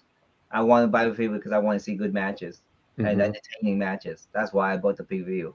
Because the people that want to buy this, but to see somebody win, somebody lose, those are the people that won't buy the next event if the athlete's not there. By the way, what would happen now? What would the result be if Coach Ray pulled Ryan Bowen now at 105, Ryan at 105, and Coach Ray at whatever he sits at 90? It must be a lot closer. Hard to say though. I've bet against Coach Ray twice and I've lost both times. So I said I would never do that again. I think Bowen wins. I think Bowen wins because Bowen is a lot more technical now. It's a lot heavier. If they go back to 85, of course, Kowe's going to win. But if it was 105, that's 20 kilos. And that's weighed in at 105. All right? The day of the event, he's probably 115. And then Coach Ray knows go 2 days before 87, huh? Especially if you weigh in 2 days before. Yeah, with your own scale. You know what I'm saying? Perfect, man. Do it. It's the weight matters. Like you said before, with Levon cutting down 25 kilos, it matters. It matters. Take Hermes, Vitali, Devin, Levon out of the sport. Tell me 3 or 4 huge matches that for you are huge matches that you believe are huge pay-per-view sellers? So just take 4 guys out of the sport, but Take those obviously, 4 guys out, yeah. Can I use John? yeah. John against anybody. I would say Leonidas against Brian Shaw. Is that a huge match? So can you compare that to the 4 It guys facing each other? it would bring people curiosity out, like the average Joe like me, be out like, hey, what could Brian do now that he beat the But this is what I mean about a genuine pure sport. Are we already at strongman 1 year into the sport and a bodybuilder a couple years in that's taken a thrashing? Are we already at that straight away as soon as we lose the top 4 guys in the sport? Are we already at that level looking at that as being like the main match? Because if we are, haven't we got a bit of an issue? Yeah, we know. Yeah, there are some smaller matches I would get behind. I would love to see Engen pull. There are probably 3 good matches there, whether it be Ray, Bowen, or even Samusha, like he was been kind of aiming at. But Engen pulled Ray, and it was a massive mismatch, really, wasn't it? Was it? King of the table, yeah. Okay, I don't quite remember how that went. Yeah, for Dominance? all people's Engen beat Ray bad, 3-0, like nothing. high level. Okay. That's All right, never mind. So Engen and Samusha, then I think that would be a great match. I would say Engen against Stefan Tsakeski. Stefan, that's a good match. Both top roller. One's a King's mover. Where's this come from then? Because when Engen was the owner at East versus West, there wasn't like a huge demand for him to be pulling. Is this just off the back of all the problems with Engen? Again, is this entertainment? Is this WWE style? I feel like there's always been a push. Yeah, Sefton has always been a push for every event. People talking about Sefton, and then he was pulling knuckles up, right? And he beat people like he beat everybody. He put them in knuckles up. Now I'm talking about Engen pulling though, because you guys are listing off Engen pulling people. I'm saying is. Oh, I feel like there's been a push. I mean, all his injuries kind of set him back, like his concussions and stuff. But I was following Engen, hoping he would get on the table again. Like seeing, like he's a GOAT.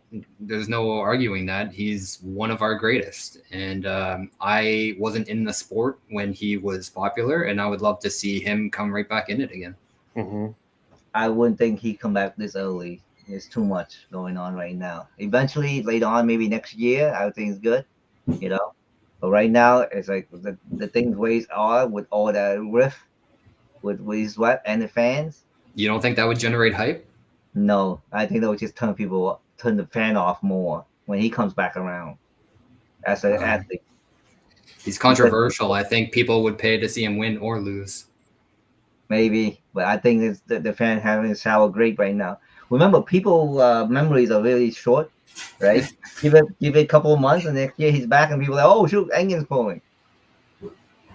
And again, I just talked about the heel thing.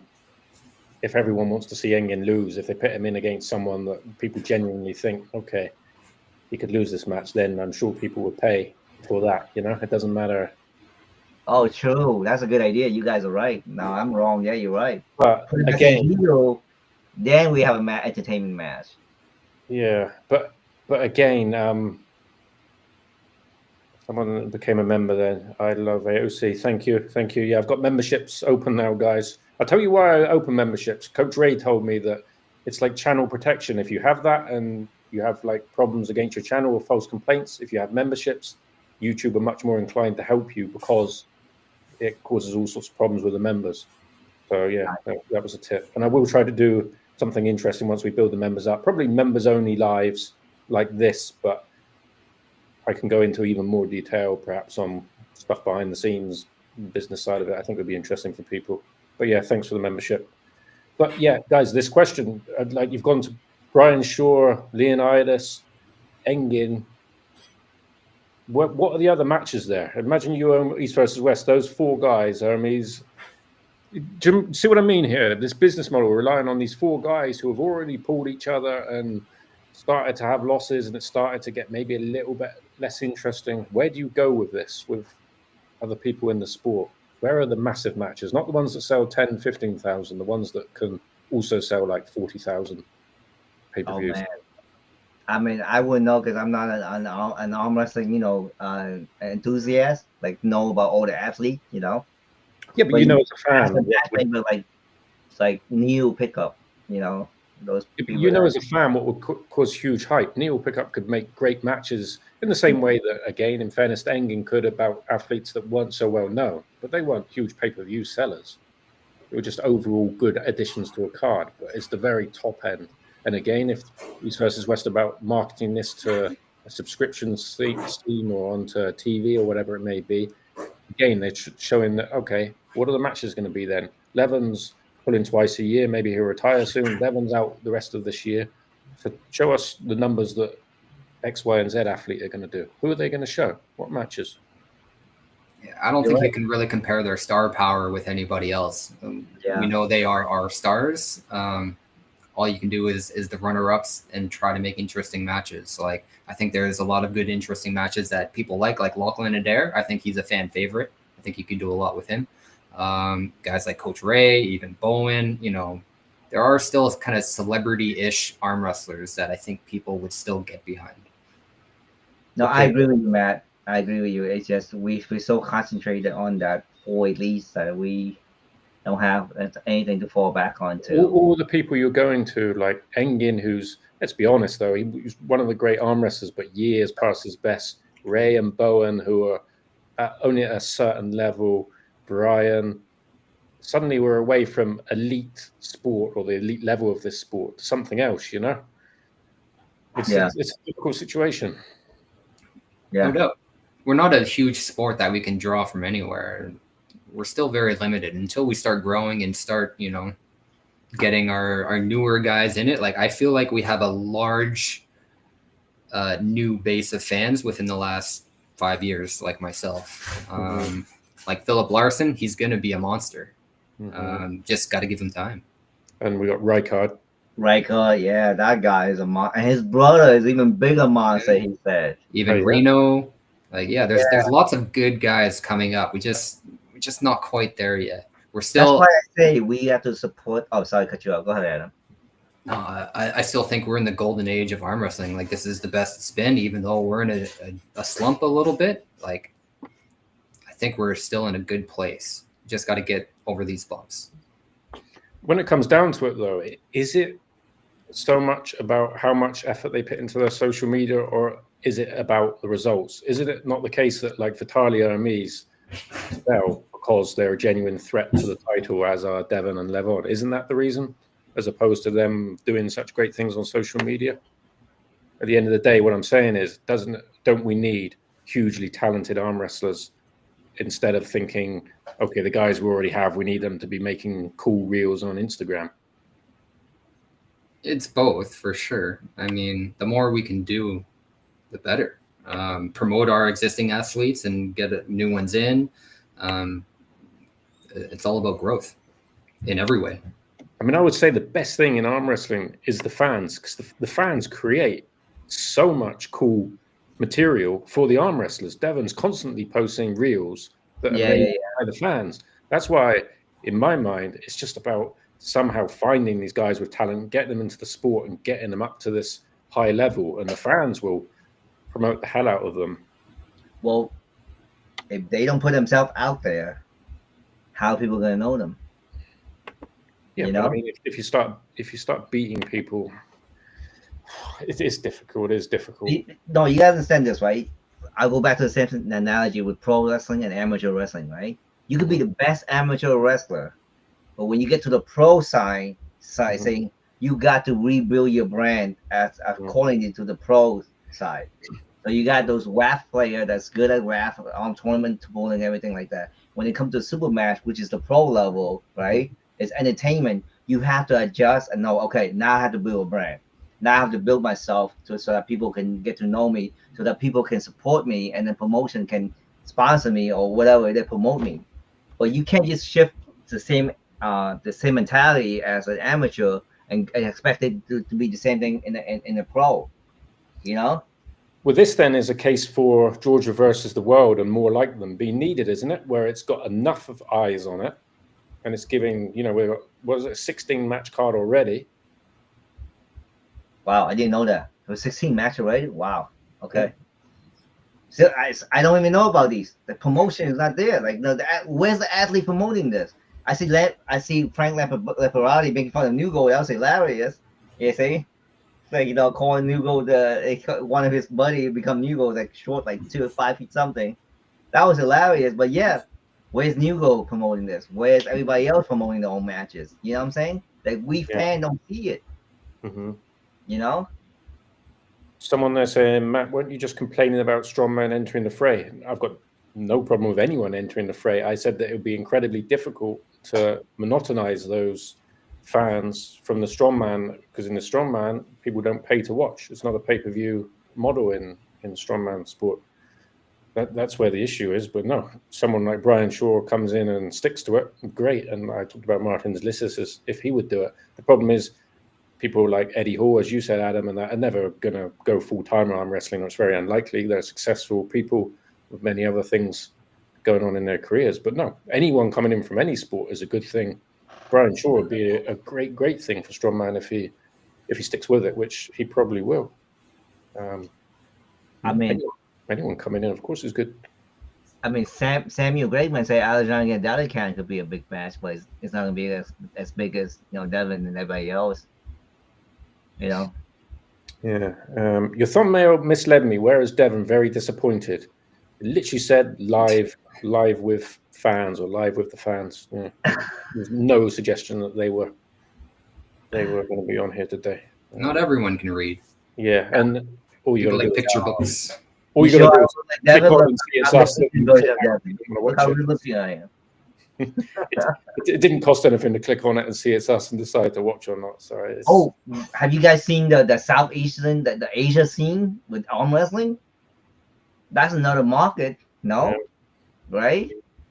It's just like UFC is in the West, and then you got the one championship in the East, right? Yeah. So is West gonna find another Asian company, Asian child? Just they can branch out and then create their own little, organization over there, and then the athlete that wins over there can have a match in the East versus West title scene. Because I know I'm Vietnamese, right? And the Vietnam scene is getting bigger and bigger. Like they're promoting. There's one guy named Yoon Duk, right? He's promoting it on his Facebook, Instagram, TikTok. That's how you build a brand. If you want to learn how to build a brand, you watch those guys, and that's why I say, like, we will, like, what do you call it? We supposed to, promote people, but they have to promote themselves first for us to promote them. Yeah. Right? Well, Matt, what do you think? What about you? What do you think the future arm wrestling? Now that you're back and you're in the community and everything, how do you feel? The only reason I came back is because I saw that the whole thing was going to collapse, and there were certain athletes that asked me to speak to Eastern athletes, which I did. That was really my reason for coming back. And then, really, I reconnected with a lot of people in the sport again, and then I've just started making content in strongman and arm wrestling again now. But I hope East versus West succeeds just for the fact that it's the best versus the best there, and I think can only be a good thing for the sport, and it's a shame if that gets interrupted. I don't know Robert and Dexter, but I have mutual friends with Robert who say good things about him, people I trust, so that was another reason why I decided to put a bit of weight behind this thing. But they've gone down their own route. They've brought in staff that they want. I've had athletes tell me, like, oh, this person's contacting me now on behalf of East versus West and said this and that. And I'm at the stage now where I say, I don't want to hear about it. They're not paying me. I'm not working for them. And I just came in to try and stop this thing completely falling apart, do my little bit in that. But now I haven't got time to be mixed up in that. I've already said to a couple Eastern athletes, sorry, but okay, someone contacted you. I don't know who that person is, but that's who they put in place. We appreciate what you have done, though, Matt. Thank you for stepping in and, try to cool things down. Yeah. You have a level head and you understand that, and you have the inside knowledge too. So it's pretty good. I agree with that, and we appreciate you a lot. Oh, elephant in the room. David Simpson said it. Pro Panja League. What do you think?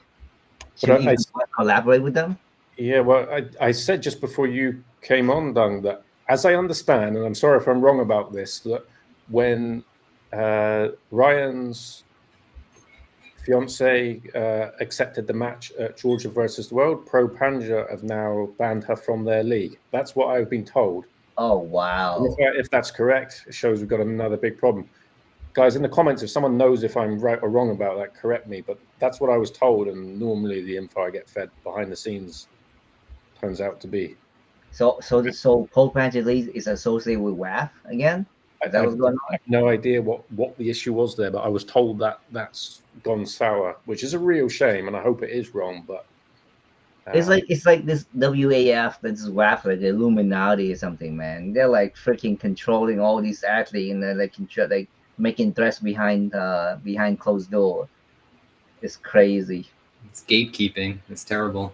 Yeah, we've lost a lot of good personalities because of it. Like guys like Paul Italia, he was pushed out. Uncle John, Ozzy was almost pushed out. These are good guys for our sport. Yeah, you know, as I remember, again, this is getting into speculation a bit because I've forgotten things. When Ryan had his match against Mazahir, I think they tried to do pay-per-view at like $1. Is that right? I don't remember. Years. I remember at the end they watch it for free on a live stream. Yeah, and if I've got this right, it was the pay-per-view was open to the Indian market for like $1, and in like 2 weeks they didn't sell one pay-per-view. Ouch. So what that means is that there is no market for pay-per-view. Pretty much similar thing in Eastern Europe, but there's a market perhaps for big sponsors and things because of the eyes they get on it. So it's a completely different business model. It looks like to me things I've heard on the outside where, okay, they can have all this money and things, and it can do very well there with sponsors and for their various reasons. But as like a pay-per-view or something, it would be an absolute bomb in terms of the Indian market ever paying to watch. Things like East versus West or King of the Table. Yeah, true. No, you're right. They have big sponsor. Like, I mean, the last Pro Panja League was like $1 million. They hosted the event 17 days, 2 matches. What the frick? Yeah. No one heard about it. Like, they don't even like YouTube. I don't have a recommendation about it. I don't even see it. Like, it's all in their market. Yeah, sponsorship. exactly. Yeah, mega production. But yeah, that's the thing, isn't it? That's where things get kind of interesting. Remember, we had the AWE with the Chechens, and Vitaly was picking up $30,000 checks for an hour's work. That's Obviously, crazy. Wow, I didn't know that. Yeah, those tournaments, I think in total had like $100,000 prize money. They ran 4 or 5 of them, just like that. Cash. That's big sponsorship. Is that what it is? I'm not getting into that because I know some people around it, but let's just say that it was never a sustainable thing. It wasn't, and just like that's why I'm worried about GVW, right? Like, okay, is this like something they try and pick? Because I bet, and I could be wrong, that they're betting on EVW Force apart, and they just pick up from there and just piggyback on the wagon and just run with it. Most people say that they're okay with GVW as long as they put no contracts and no conditions to what athletes do. That seems to me is the general consensus. Okay, it could give lots of matches to athletes who haven't got a chance as long as they don't put restriction on them. But at the same time, the same people don't have a problem on the whole with East versus West having contracts with the main athletes. So is that double standards? Is that a fair market? Is Georgia versus World wrong if they also go to that policy?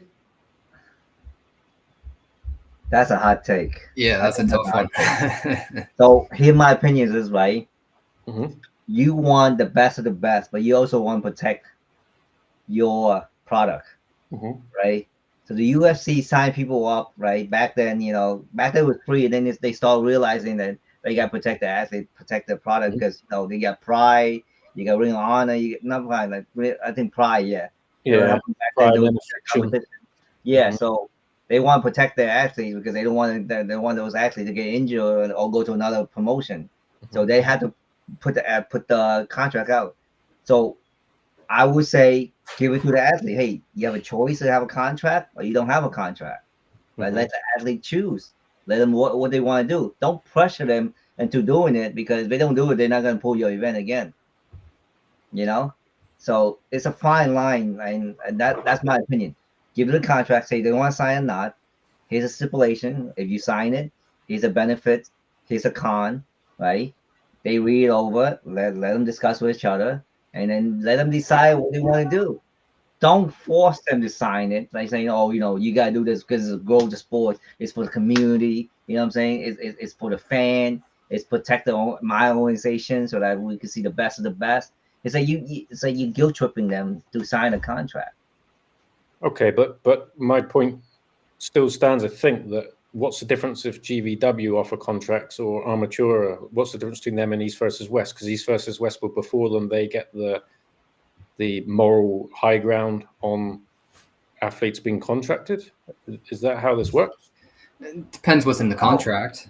Well, yeah, okay, but let's say if the contracts run out after different athletes, different times. Say the contracts all come to an end. Let's say tomorrow. Let's say that happened to be the date. What's fair at that point? I would say origination. This athlete were pulled against East versus West already. You know what I'm saying? They started East versus West. So East versus West is the one that has East versus West built them up, right? Mm-hmm. So now GVW, if you want those athletes, you gotta ask East versus West permission. You know what I'm saying? But if you want to but East versus West put a contract out, they have the right to do it because it was their athlete to start. They built these athletes up. But like I said again. But the whole point of a contract is it lasts the duration of the contract, right? Yes. And then the complete free-for-all again after that. Yeah, of course. I would rather see, I'm making clear, I'd rather see East versus West have all the best athletes. And if it means they're contracted, they are. That's what I would like to see. But I'm playing devil's advocate and saying, are we wrong to say, well, they can contract them, but if anyone else mentions contracts, everyone says, oh, that's a load of crap, da-da-da. But how can any other organization ever come in and challenge, or is there a monopoly there? It's almost like the fans want that monopoly, which I understand because they want to keep the best athletes together. But this is going to come down, like I said in my video, to two things: money and relationships with athletes, and both I think are equally as important. And that's why I think if Georgia versus World and Armatura have serious backers, things could get really tough. Because if I was East versus West, now would be the time where I'm contracting the best athletes, all the ones I think are going to be the real money makers, and contracting them long term right now. I think if you make that move early on like this, right? You are giving them the benefit that they are a threat to your company. We don't know how they perform yet, right? And I would say let it play out, and then because there's always going to be more athletes that you could promote. But East West got the biggest athlete right now. They have Levon, they have Devin, they have Ernie. I don't know if they have Vitaly or not, right? If Vitaly could pull East West, but then again. But the guys you've just mentioned, the only one, Devin, was the only one that stuck by East versus West. All the others, the ones we already know, are susceptible to going elsewhere. No, Ernie said the other day he's back to East versus West. No, in the other he's back now, but he wasn't for that month before that. So fine. If George versus West were already a big league operating well, everyone's susceptible. But another thing you gotta understand, these athletes are not dumb. They look at the future too, right? They look at the opportunity too. Where's the biggest money right now, right? Mm-hmm. Right. So if GVW exploded, even GVW exploded, right? They're very successful. The athlete's still gonna have to pick. Hey, okay, I'm pulling this one, and I'm pulling this one. This one could be a one-off, right? They're exploding. But how long that model is gonna last? Mm-hmm. You know what I'm saying? Which is this model has been working. It's not as great, but they have a different future because they're trying to get streaming contracts with big streamers, whatever it is, and they have a way to divert to different aspects. While GVW, nobody knows them. They just started out. You know what I'm saying? And then they just put out something ridiculous the other day, where you just doing what do you call that? The word, the term they use, passive aggressive against EVW. Mm-hmm. But at the same time, you've got the owners of East versus West saying this pay-per-view isn't a sustainable system. So if they don't get that contract, What's that telling the athletes? They don't get some big contract on subscription basis or on TV. Yeah, we're speculating right now. We're both speculating, right? This is speculation. But But also, what the if they do? athletes have to speculate when they make their decisions. That's the thing. Exactly. Mm. Yeah, but that's up to them to speculate. We are just fans. We want to see the best product, you know. So we can speculate what we want, but in my opinion, the East West has them already. They built them up already, right? So they have the right to contract them. TVW, could build their own different product. I don't know, but trying to do the same product EVW is going to be tough, and I think it's not a successful model. If GVW had set up under different circumstances, so it didn't look like it was in some competition, at a different time, better logo, different name, fans would have been a lot more behind it. Yeah, I agree. I think so. I would be like, hey, this is another promotion, like Knuckles Up. Now England is out. EVW can work with them. That's what I think. But then they put the name, the brand, and the timing. Everything just like, dude, you're just trying to. What's that term they use when the water becomes dry, you throw your bait to catch all the fish that's trying to breathe. Yeah, I'm not sure that one, but yeah, it's like you wait for your opportunity and you capture the opportunity, take advantage of the time. Yeah, I feel like that was a bad business decision in terms of getting fans on side. They could have done this at another time. Just like I say, just the branding and everything. If they just made it completely different, even if they just started out saying they're going to complement East versus West, even if they had the intentions of going to super matches with the elite, I think they should have just kept that quiet as a sensible business decision. Get fans on side, and then take their shot. But the way they've gone about it, I think they've alienated potential fans before it's even begun. So. Yeah. Well, two things. It's on the organization to grow big enough that they don't need the pay-per-view model and that they can rely on big sponsors. I think that's their main goal, right? Two, I think contracts have the stipulation of 100% non-compete. I'm fine with contracts, but I feel like there should be some room for freedom to go elsewhere, as long as there's not interfering with your league and your match events. If someone wants to go pull at another event, whether they ask permission or fall under certain guidelines that they're allowed to, I think that's good for the sport. To lock someone up, no, you can only pull in my organization, I think that's bad. Would that fly though with someone of the profile of Devon Lara? Okay, your contract East versus West, but all right, you can go have a match over Georgia versus the World. Would fans let that fly or not? Devon has always said he's going to pull wherever he wants, where he's going to pull where the best is, and yeah, I could see Devon potentially. Yeah, if Levon is there, he's going to pull Levon there. But I think that's within whichever league Devon sees as the biggest at that time, as opposed to just crossing around different leagues at the same time. It's like you say, situation, right? If Devon feels like, if East West can pull the best guy there is, if they can collaborate, like, they say, hey, listen, your best athlete against our best athlete, let's do a joint collaboration event where both guys get pulled. You know what I'm saying? That should be allowable. Why not? Because at the end of the day, you want to grow the sport and you want to get the most fans. Does it matter if, say, Georgia versus the World had some huge matches like Vitali versus Hermes, and then East versus West had Levon versus Devon 3. Does that matter? Will fans be okay with that, buying a pay-per-view there and there, or you as fans want to always buy your pay-per-view at one organization? For me, I want them to play nice. As long as they're not in fighting with each other, I would support both. But if I have to pick a side, I probably would. Okay. Yeah, I wouldn't think it get to that point though. Constantly sign. I don't think East West would even let that happen. You know what I'm saying? So, but hypothetically speaking, yeah, I will agree with Adam. We'll see how they play it out, because us fans, we're not dumb people, right? We see things going on. We make educated decisions. We want to put our money where the product is good. But at the same time, if it ruins the sports, we're not in for that. It's far more convenient if it's in one league, and it's more comfortable in terms of we all have got everything organized there. You can have your rankings and who pulled who, all under the same rule set, same conditions. As soon as you have two different organizations with major pullers, things definitely get jumbled. So no doubt, for kind of coherence, it's absolutely better all to be together in one place. But then they're pushing each other to be better, and it's only going to raise the quality. Well, rising tide lift a boat, right? So, we'll go with the tides. Competition is good as long as it's not ugly.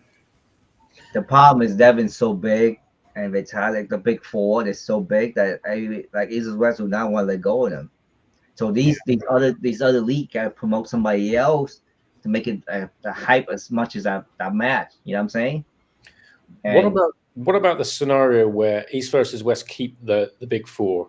Calling it the big four. I don't want to be disrespectful with other guys because there's other, of course, great pullers East versus West that will become part of like a big six, big eight, as they kick on. But right now, if we talk about those big four, but what about if all of the guys that have been featuring on like the undercard at those East versus West events are guys that Georgia versus the World wrap up, guys that didn't really earn that much money. Potentially, I could see Georgia versus the World have already got some matches of that kind of standard.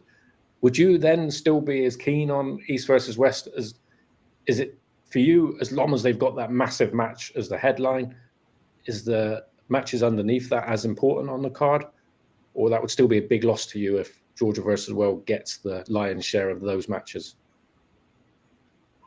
For me, whenever I bought a pay-per-view, there was always been more than one match that I've been interested in. If it was only one match and a bunch of people I've never heard of, that's tough. I'm opposite. I'm actually like, if they have my big match, I'm good. I'll buy the pay-per-view. Okay. The undercard doesn't matter to me, in my opinion, because I want to see the biggest match that draw the most attention, the most entertaining match, right?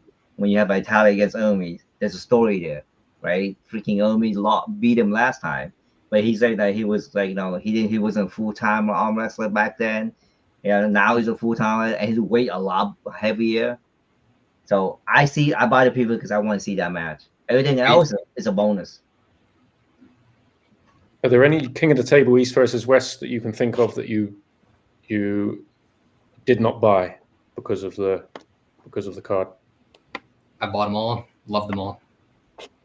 I think there's one King of the Table I did not buy. I forgot which one it was. That's it. I forgot which one it was. It wasn't interesting to me. Not the Leonidas Devon one? No, I actually bought that one because there was a match in there I wanted to see, which is like it was Michael Todd against Camille. I think it was the same card, right? So it was Camille against Michael Todd, that same match. Maybe. Yeah, I don't know what it was, but there was a match that I wanted to watch in there. The King of the Table I did not watch was John against Leonidas. John against what's his name? Vovoda. I didn't bought that pay-per-view. Oh yeah. Because I was like, why? Pulling John too. Mm. Wow, that's surprising. Yeah, I didn't watch because to me it didn't make sense putting John against Vovoda. They're not ready. You know what I'm saying? It wasn't that hype that I want to see.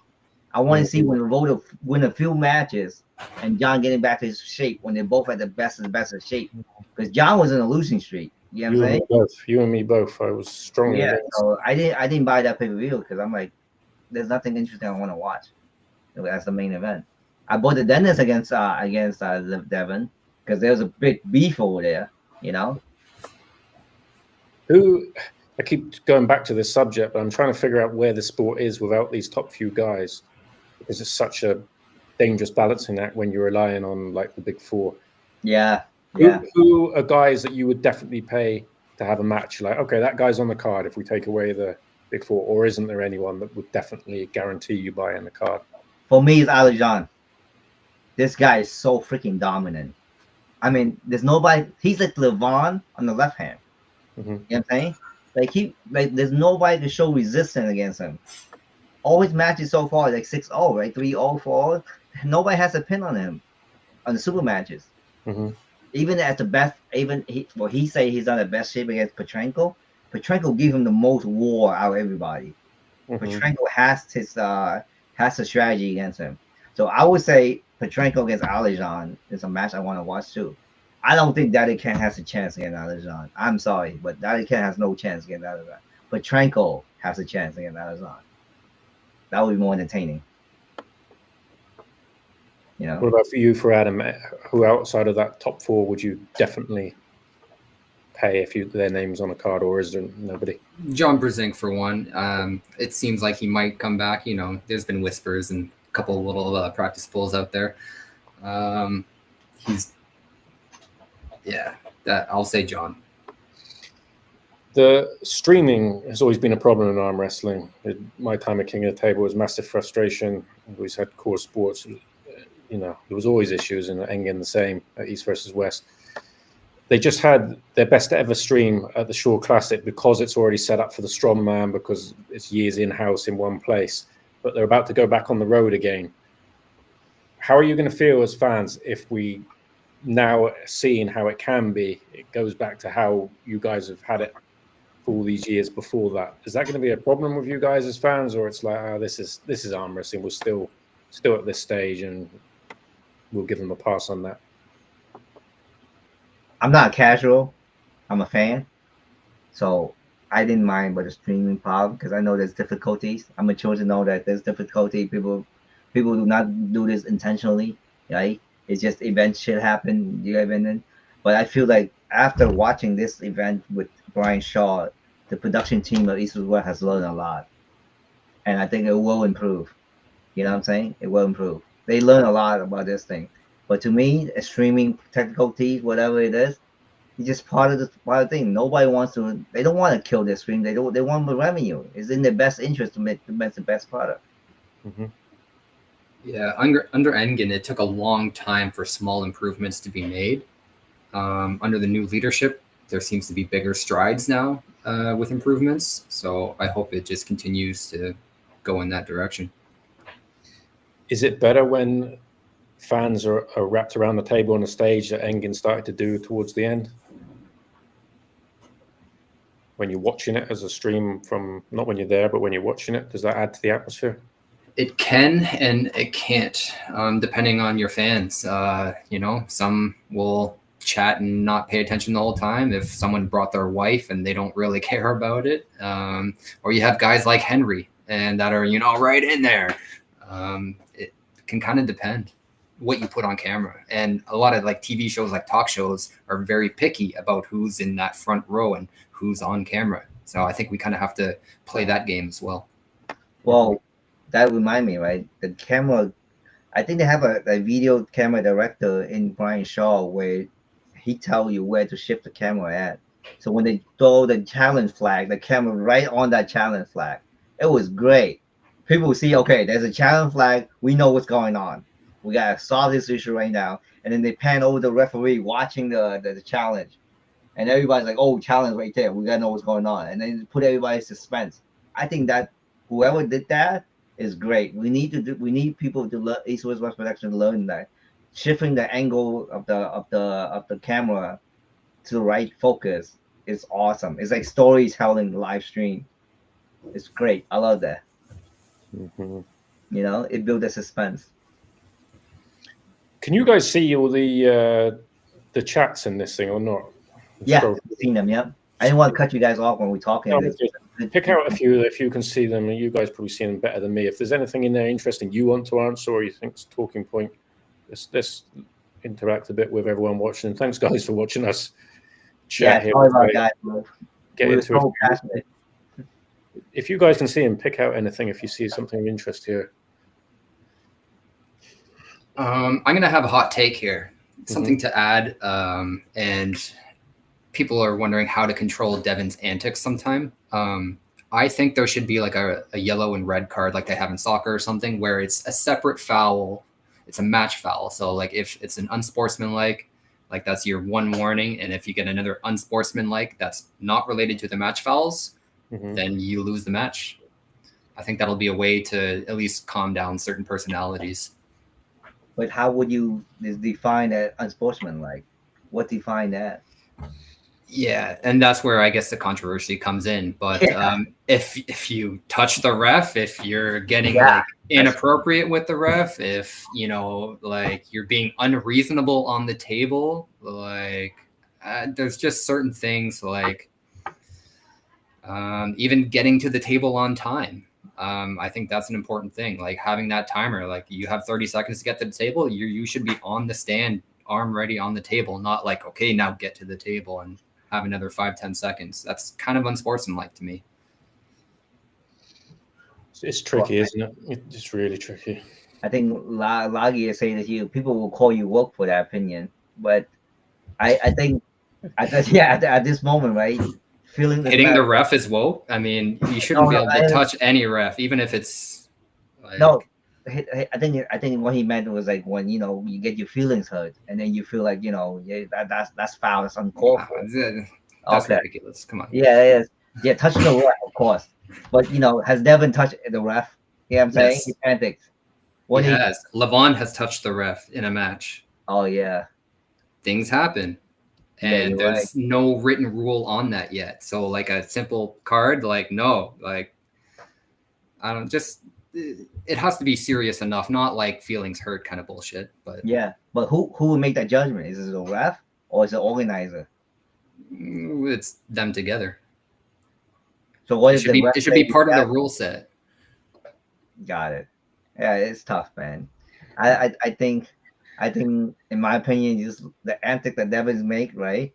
As long as he's respectful, like you say, right? Or as long as he's respectful and don't touch anybody and make it entertaining. Because we need those antics, like Eddie Hall antics, right? Eddie Hall make everybody like, yeah, call USA now. Go ahead, USA. You know what I'm saying? Booing the crowd. I normally like it, but watching Devin versus Petrenko was very cringy for me. I don't know if the cards would control that a lot. I'd have to rewatch and see if there's any specific points that are unsportsmanlike, but it was just hard to watch. What, because he was trash talking Petrenko so much? It's not even that. It was so over the top. I mean, there's a new storyline behind that now these days. I'm not gonna get into that, but like, I don't know. It's just sometimes it's just over the top and it's needless, and it almost takes away from the actual match. From a professional point of view, I'm totally on board with you. But again, from the person most likely to fall foul of this and be red carded out is Devin Larratt, right? The star of the sport, the guy that everyone's paying to watch win or lose. And this is where how do you balance this thing, I can give other examples. Petrenko has done some questionable things on the table as well. I can't remember what young guy he pulled, but got right in his face. And Dadakan also. Dadakan. Actually, I think that's what I'm thinking. I was thinking Dadakan, not Petrenko. Okay. There's a comment right here because he was acting like a scumbag. Everybody knows it. It's like these opinions are subjective. These are subjective opinion. It's like the culture difference between arm wrestling that people would know, right? The people that watch arm wrestling and the amateur side. I'm calling it amateur now, okay? So you guys understand. WAF to me is amateur because it's not entertaining, okay? But the people who watch WAF all the time, they used to act. They just come on the table will show and then pull and then leave, okay? And then when you get to the entertainment side, which is pro arm wrestling, there is trash talk, there is promotion built up, there's antics. That's part of it. But everybody know that antic doesn't last after the table is done, after the match is done. He become respectful right afterward, but people don't see it. Yeah, they only worry about the antics. The antics is part of the show, in my opinion, right? And that's what that's why people love to watch Devin, because they hate him all they can. But at the end of the day, when he loses a match, he respectfully shake this other person's hand, hug it out, and move on. But when he built the match, all his fans know that he's gonna hype the shit out of this match. He's gonna talk all the shit he wants, right? It's people who not, or the casual doesn't know, right? And that's what causes all these friction between the two fans. People just don't understand the athletes, and then it takes time. The trash talking, if you like it or you don't, for me, that shouldn't be something that comes under the thing of like red cards. I think it's more about finding a way to speed up the setups, get the match going. If the athletes lay in that, I think that's where there can be a case, I think, for some kind of penalty system, because we just need to speed that up. But in terms of Devon or anyone else, their personality and shouting, I think that's a rough road to go down trying to stop that. So once it's implemented, I don't think it would be an issue after that. As soon as it's like a written guideline, I don't think people are going to push it. I mean, Devon will still have his antics for sure, but he'll have that in the back of his mind. I agree. Like honestly, arm wrestling, I always say, right? Arm wrestling is a highlight sports, right? The faster you get to people to arm wrestle, you know what I'm saying? The faster you move the pace, get to the pulling part only, people will enjoy it. But the setup, the setup and the time it takes and everything, it is just grueling. I had sometime when I watch a match on a replay, I skip through it, skip through the pulling, right? I skip through the pulling. Yeah, it's normal. It's people want to see the action, don't they? That's the thing. Yeah, if they could get the matches going, set up and going faster. Yeah, I mean, some people saying, I think that, there are some rules in place about unsportsmanlike conduct, but again, that's subjective for the referees. When do they implement that? It's different to just rule sets if like an elbow slips off or something. Again, when it becomes subjective about which behavior is acceptable or not. Oh, it's tricky. I wouldn't want to be a referee. I know that much. The referee job is like, oof. Yeah. It is not fun to be a referee. I hope they get paid well there. Yeah, I hope so too, but I feel that referees don't really. It's just something they do for the love of the sport mostly. But I think Timmy Turner has a point here too, but all these table antics could be prevented or toned down if you give the referee more power to hand out foul at his own discretion. But then now again, you're gonna be letting the referee dictate the match. You know what I'm saying? People don't want to see athlete fouling out, so you give too much power to the referee, and then the referee become corrupt. Then what? Right? Yeah, we don't want more excuses to give more fouls. Yeah, it's tough, man. If you give a referee too much power and they call foul matches fouled out, then the fans get turned off. Like, why am I watching this? Right? People fouling each other out. I want to see pulling. It's better to figure out a way to prevent fouls from even being an issue. The less fouls, the better. Oh, another hot take. Now I just remember a foul. What do you guys think about running fouls? If they're used right, I think they're great. How are you, Matt? Yeah, I mean, the upside is it keeps the match going, doesn't it? That's the thing, because we don't want this so much starting and stopping. So, yeah, again, in principle, I'm with it, but it's so difficult to referee. It's such a contentious game. Yeah. But I'm for it in terms of the fact it keeps the match going. And again, we talk about not only people always talk about trying to get new fans in. It's a large percentage of the current fan base also want things to speed up, more action. Because I think running foul is great because it stopped the setting up time, that wasteful time, the setting up, where athlete manipulate the grip, whatever it is, the crazy that referee takes a while. Once you have a running foul system, the athlete that foul first, they're totally major disadvantages. So there's more strategy for the athlete that's winning, right, to do what he wants to do. Do I want to bleed him out, or do I want to take that foul, right, and let him have a foul, and then we regroup again, right? But most of the time, when the other athlete that foul, they want to reset. So we're not giving them that reset. You know what I'm saying? You're gonna have to find your way out of it or take the loss. You know what I'm saying? So that's why the other athlete get rewarded for doing the right thing. Right? So most of the time when people take professional foul, you've seen it. Just to get a reset because they lost the guessing game. So I think running foul is great. It's just that the referee themselves don't understand running fouls, And that's a problem. You know what I'm saying? If they understand the running foul system, I think it's great because it keeps the match more interesting. You know, where you get rewarded if you guess right and you hold that person in your hand. You get to choose. Okay, he already have a foul. You know what I'm saying? If my foul doesn't count, but I want to bleed him out and make him take the loss, or he foul again. If he foul 3 times, I win.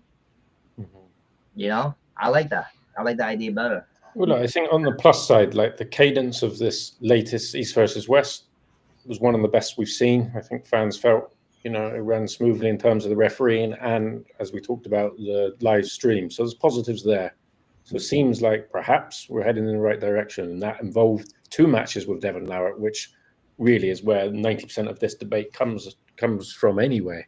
Of course, Devon could be different against an opponent that's even tougher. But it does seem like that perhaps East versus West are getting on top of things. They've put in the league, the rules on the website, which I think was a huge thing that fans wanted, and even some athletes. So perhaps we are moving forward in the right direction. Well, I believe East versus West are. It's just that at the same time, they've got these other organizations coming up. I don't know if they're quite wary enough of them. Maybe they are. Maybe that's me completely wrong, but I hope they are. Let's put it like that. We never know. We're not East versus West. Larry, you have a good question. Look, we need to get away from measuring elbow foul by their physicality and focus more on, does this actually affect the match unfairly? So many visible elbow fouls don't actually change the match. And again, if you have running fouls, they will solve that problem. A little hop there, right? Whatever it is running foul. You're done. You know what I'm saying? Continue match or lose. You know what I'm saying? But there's still the losing guy have a chance to reset it by doing the right thing, by winning the match and reset it. You know what I'm saying? And so you're just saying everything become a running foul, yeah? Yeah, everything become a running foul. But the match still go on. They don't get reset. They don't get to the referee don't have to did I make the right call? We gotta go to review. You know what I'm saying? Yeah, and then they second guess themselves. But now they have the liberty that with 3 foul, running foul, they're like, oh, that's a hop, that's a foul. Okay, you have a running foul. So here's the thing. Sorry, didn't mean to cut you there. Go ahead. Here's the thing. With the 27 athlete list their whole thing was don't change the rules. So what happens if we go to a running foul system now? Oh, yeah. That's not good. True, that's true. Listen, I'm all for the running foul, but yeah, you have a good point. I think now they're at the agreement where it has to be on majority consensus of any rule change. That was the thing to appease the Eastern athletes. So I'm pretty sure East versus West won't risk something crazy by just putting in their own new rule. If At they least do, not now. Yeah. So I'm pretty sure they will stick with that. So go ahead. No, yeah, that was the point. No, I'm saying, so back to this setup of foul thing, right? Victor say, can someone explain the definition of cheating? An athlete always seek advantages to win, but it's up to the referee to look for holes. So if the athlete cheat and get away with it, is it on the ref or the athlete? I'm not an athlete, I don't know. But to me, the definition is everybody cheats in a setup. They want to get away as much as they can, right? As an arm wrestler, when you set up so you're advantaged as much as you can, and then you start coming back. Yeah. Slowly. You don't just start an advantage. Okay, I'm gonna try to win it back now. Like you have to fight for it. It's the thing. Arm wrestling is what fans or non-fans don't realize how important that is before the go. I mean, Martin's Lisser said he didn't know what the hell was going on in his hand when he went against Laws. He had no idea. He felt things going on. He had no idea what was going on, just like anyone that hasn't arm wrestled. That's the issue, isn't it? So that's such a huge, important area.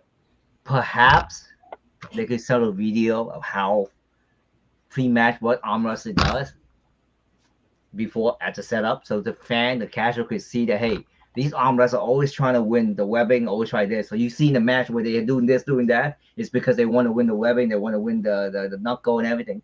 Maybe by doing a video like that, the fan can see, oh, that's what they're trying to do. So when they watch the setup, they were like, oh, shoot, I see what he's trying to do. Mm-hmm. That makes sense. But I think even when this all settled down, Hermes conceded, like, yeah, you've got to try and get whatever you can in the setup. He accepted that. Lars came on and said, Devin's absolutely right to do that. He wishes himself he was better at getting more advantage to the setup.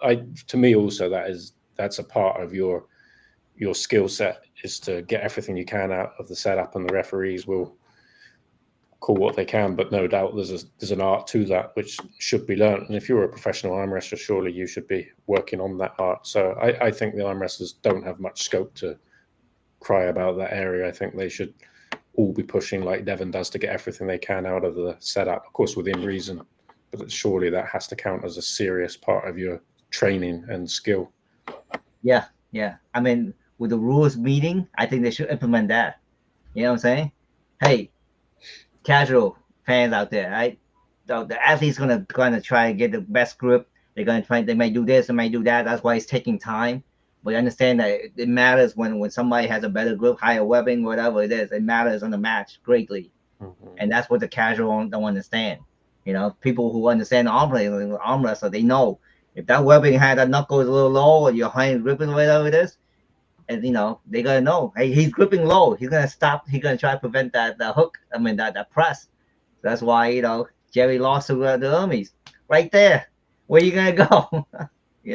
When we know just little things in the setup are so massive, doesn't that make it all the more impressive how good Levon is? That basically he's not playing around too much, or as far as we can tell, and I don't think he is. He's just basically, okay, I'm ready to go when the ref shouts it. That's the case with people with the hand advantage, though. You'll see guys with that big hands, they don't need to mess around as much because they basically have that, and it's the smaller guy trying to get in it. So we got a question pretty good by Sport. Why do we have referees in the first place if unfair advantage gains allowed? I think you're casual too. What I explain to you is it's not an unfair advantage. It's everybody trying to get advantage in the match all the time. The referee job over there is to make sure that it's as fair as possible in that grip. And so that's why, if people understand how a setup is so important to a match, then maybe we won't be a highlight sports. It's the same in all sports, like in boxing, and in the clinch, you're still allowed to throw, but it's down to the referee to decide when it's enough to break them apart, who's working fairly in the clinch. In cricket, the bowler, how he's cleaning the ball or adding anything to the ball. All sports have these like nuances. Of course, you have to have referees there, but at the same time, the athlete's always looking for that little edge. But in arm wrestling, it's such a key edge, isn't it? That setup. That's why it's such a huge thing. And there's never going to be an easy answer to this, because that tiny little area of the setup is such a huge part of the end result. Yeah. I mean, Drew made a good point about the Levon, that you don't know Levon technically. Levon showed superior setup versus Jerry, though. Huge in that setup. He's no dummy. So he knows what he's doing, too. It's just, when he needs to do it, he do it. When he doesn't need to, he doesn't do it. Yeah, because he's so dominant, people play down his still overall skill and ability. But of course, you've got to have it all to be that good. Someone says the Siberian Power Show is still on. Do you mean just the arm wrestling part? Siberian Power Show is definitely on. I have no agreement with East versus West because all the stuff was going on. So they just had their last competition, getting ready for the next one. And after that, I'll go back into negotiations with them about, Siberian Power Show. But from my end, it's 100% the offer's on the table. It's 100% we can guarantee visas. So it's just if East versus West want to go ahead with it or not. Yeah, that would be huge. What would if East West say yes, you be on board? As a what? As a partner? My business partner and I would host it. So I would let them do everything. When they come, we would provide the stage, all the infrastructure, all the production. A huge amount of fans. It'd be the biggest amount of fans that there's ever been at East versus West or King of the Table event. It'd be the biggest production, biggest screens, everything. So I would literally just host it. So provide the visas, the accommodation, any of that side of things that they need, and they come in and have the matches they want. And we make a deal on how the finances are sorted. But very simple, But Are you be like that Baku guy? yeah, we got a proven concept at Siberia. It's slightly different. Like we had Hafjord Bjornsson, Mateusz Kwiatkowski, JF Karan, all these guys at our event this year. Julius Maddox. Yeah, so we're a little bit different to Baku. The guy that came to Moscow and can use his phone for 10 days. Yeah. I think the amount of people who get emotionally triggered from this whole Engin thing is crazy. People don't look at the bigger pictures every time, like behind the scene. They just act emotionally because like knee-jerk reaction, and that's where I think Vitali's shortfall came. He's listened to the people that's get emotionally triggered too much, instead of looking at bigger pictures. You want to go. The communication was terrible with those guys because I was asked by some athletes, including Devon, I'll say it, including Devon, to speak to Vitaly. That's how I know Devon wanted the match. He wasn't ducking it. He got me on board to bring Vitaly over to America. And I began talking with Vitaly. I'd known him for years. Things were going fine. And the next thing, other people were instructed to start speaking to Vitaly by East versus West owners. And that was it. And I said to Devon, I'm out and it's done. It ain't going to happen. He said, oh, no, I think they're going to make waves there now. Nah. And it didn't. So Vitaly wasn't all at fault for that. I saw the messages he was getting and the confusion over it. And he should never have found out that it was going to America, that how he would get a visa. The first he found out was all online. That's never right. Never right. Gotcha. Afterwards, they did start communicating, but that's how he first found out. So that's why I've got nothing against Vitaly or Devon. They both wanted the match. I genuinely believe it. And it was circumstances out of their control and the way things were handled. And I'm not blaming East versus West either because they had enough shit going on with all the things with Engin and the boycott going on. So everyone had their problems. But no, Vitaly wasn't just influenced. He just said to me in the end, like, what the fuck is all of this? I've got no idea really who's in charge. We didn't. Up until Robert announced that they were parting ways with Engin, they had been negotiating all the way up, right up to that couple of days before it, So no one actually knew. But then again, you are a grown person understanding that what's right, what's wrong, all the situation going on, right? You want to pull the match for the fan. I think I might be have a cynical feel here. It's just he's worried about the referee in the US that he might lost the biggest match because his fans, his people are making it so big. Like, oh, you're gonna go there, you're gonna lose. You're gonna go there, you're gonna lose. And he played with his head so much that I think that's why he withdrew at the end. It would have been a part of it. Yeah, the guarantees of the rules weren't there because there were no rules written down anywhere. It was a part of it, which East versus West have now put in, which is an admission that they should have been there, which we all understand they should have been. So yeah, all those things were factors. I can just say whatever fans want to believe, and I don't. To me, this proves no bias. Devon and Vitaly both wanted the match. That's my strong opinion from speaking to them both through this process. I disagree with Timmy Turner big time. He said the setup in the WAF happened faster than EW. If you cheat and the ref will foul you out, they have less pressure because WAF has no pay-per-view and no fan pay to get entertained. Like again, to Timmy, I disagree with Timmy this because part of the EBW is entertainment. If you want a WAF model, you don't make money. So why do people have the EW? If people don't want to see what do you call that? Referee fouling athletes out.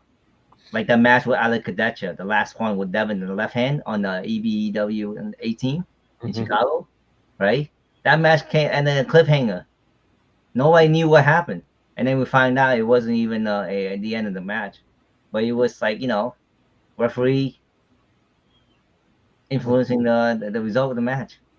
The only reason WAF has a faster setup is because they're more strict and will give more fouls, and people are afraid of that, which is less entertaining. So way less entertaining. Problem is, you can't say Vitaly wanted it if he ultimately declined for whatever reason. We can because the conditions that he was given for the match weren't suitable, and if they wouldn't have been suitable for me in that position, and I don't believe they would have been suitable for Devon in that condition. So that's the reason. You still have to have fair conditions for the athletes. to pull when it's a match of that magnitude. So yeah, okay, you can say it. In the end, he decided not to. But by the way, in all the time that I was talking to Vitali, which wasn't long before this competition in America, there was still no clear idea of where he would get this visa, despite everything being said publicly that no problem, you get the visa, you're just going to fly somewhere. There was no fact of where that would be and when it would be and how. So I saw the messages. He was sending me the messages. So if that's the case, it wasn't black and white. I genuinely believe both guys wanted the match, and East versus West had too many other problems going on, and therefore it wasn't able to get good communication and get things over the line. Yeah, I mean, it brings to my point with one of these Sergio, who's a member of the channel, by the way. Thank you. He was one of the first guys to join. And he says, anybody saying either puller or any puller is scared of arm wrestling is delusional. It's sport. Yeah, it's just a tired rhetoric. Yeah, I agree. They're not scared of each other. They want to pull. It's just political view get in the way. Politics.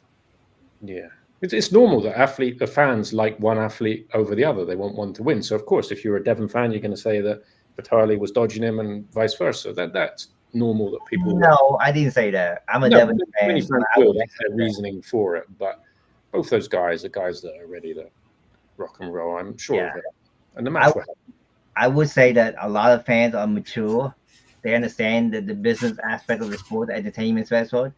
And a lot of then you got some fans, they're not emotionally stable. They can control their emotion and they let it get the better of them. And that's when you have the keyboard warrior go crazy and they start, accusing everybody, mocking everybody, degrading people. It's just a sign of childish, Mm-hmm.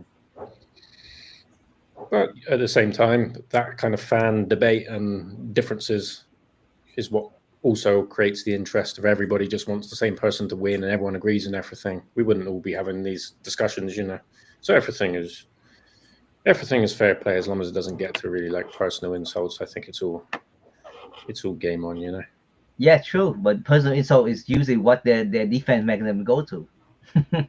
Yeah, right? There's a bit of human nature involved in that. Yeah. It's like if you want an educated criticism and you want a banter between the two guys, just debate and intellectually, with common sense and and respect. People would love to engage with you. But when you start with saying you're retard, you're dumb man, you don't know jack, blah blah blah, and just like that's just like a childish thing to do. When you come to a debating, people love debating. I mean, I debate, I lose all the time, and I still say I'm wrong. I'm fine with that, Someone says there are definitely athletes ducking because they're scared. Yeah, no doubt. There's times when athletes don't take a match because they have no confidence in winning that. And perhaps as a professional athlete or semi-professional, that's a smart move.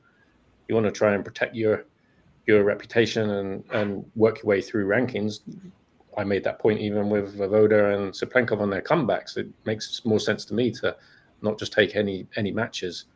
So yeah, that's part of it. But when we're talking about Vitali and Devon, the big four guys, I think all those guys are good for matches. But of course, with the boycott thing, fans are going to feel like perhaps that wasn't the case. But under usual circumstances, in my experience at King of the Table, it was never like the big guys trying to dodge each other, saying no to matches. It was, okay, let's make it work.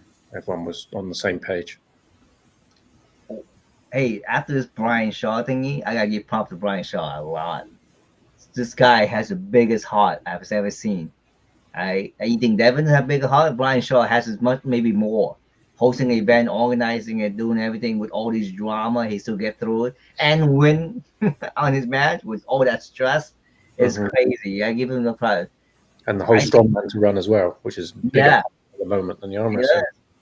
And I think the Shaw Classic could be the biggest East versus West event every year. It's like a pinnacle, kind of like, you know what I'm saying? I believe, that they would be better off doing this, and of course I'm biased, but doing like Shaw Classic Siberian Power Show, where we already have a track record of massive production, massive crowds, all the things already set up, To me, it would make more sense to go.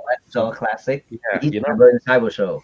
Yeah, and you can pick up a couple more of these things that different, whether it's the Arnolds or something, but where it's already set up and proof of concept, to me, that takes the pressure off them a lot as well.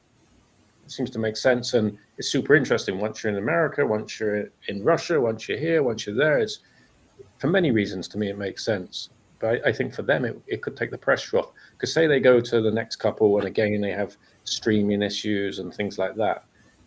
You know, then they're up against it again, aren't they? So anything that can make their life easier, I think, is a good thing. Yeah, I agree. I think they should do a show as a Siberian powerhouse with you guys, with you and your team, and then just to prove the Eastern people that, you know, hey, we're not just in the West only. It's easy. You can do it here too. You know, and just show the fan, the Eastern athlete that, you know, there's compromise here. Mm-hmm. You know, and I agree. Yeah. Yeah. Oh, so Brian Shaw versus Kirill. Is it ready? What's Are that? we ready for that? Kirill and Brian Shaw. Oh, Kirill. I don't know yet. Not yet. Why post not? the other day, He's ready for Kirill. Have you seen Kirill pull any super matches? Kirill is not ready for Brian Shaw, in my opinion. I've been around Kirill for many, many years, known him, 10 years, and all that time he's been arm wrestling on and off, often around Dennis and Dennis's gym, and everyone there is like somewhere on the edge of like elite level arm wrestling. You know, he's no joke. Yeah, you think he'll beat Brian? Right now, yeah. If they, I put the post up the other day. If both guys now have a 6-month build up to a match and both train fully for that match, seriously, at this point in time, Kirill is an equally massive guy, but with a lot more experience, probably about 10 years more experience. Yeah, okay. Hey, you have better insight than me. I'm just throwing it out there because, you know, Brian in recent times has better training, of course, and more training and perhaps more potential.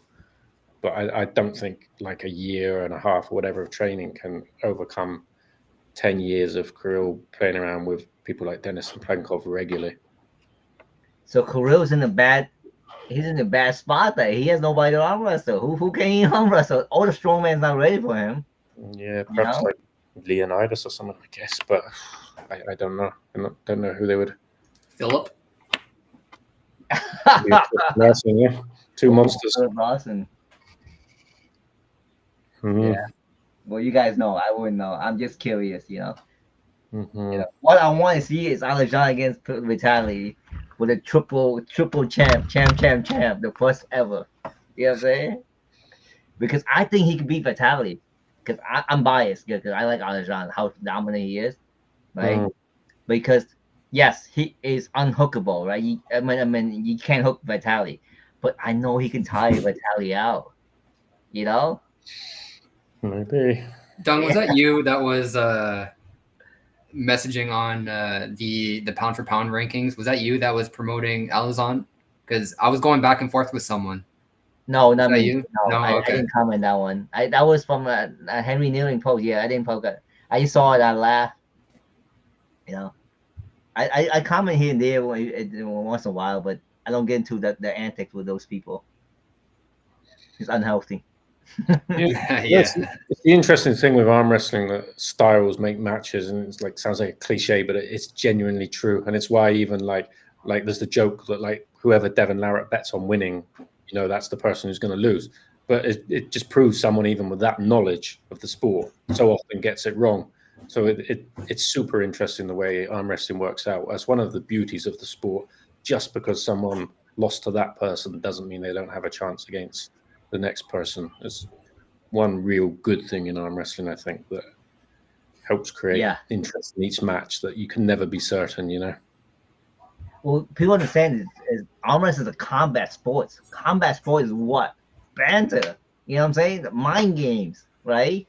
And it's just understand that hey, when you're in a combat sports, like like you're in an MMA fight, right? You don't fight with your hand. You fight with your word. You fight with your mental, you know, ability to gauge into your opponent's mindset and to defeat them mentally and physically. You know.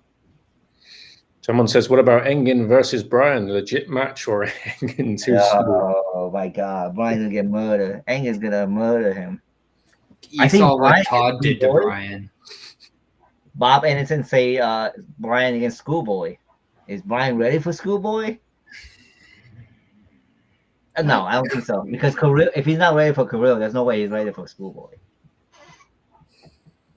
Could be getting close. I think we will see Schoolboy more often at East versus West, or I would hope so.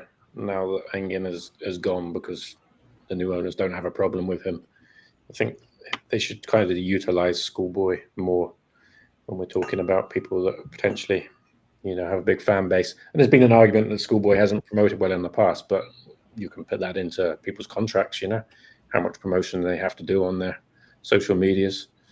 But I think it would be good to utilize him.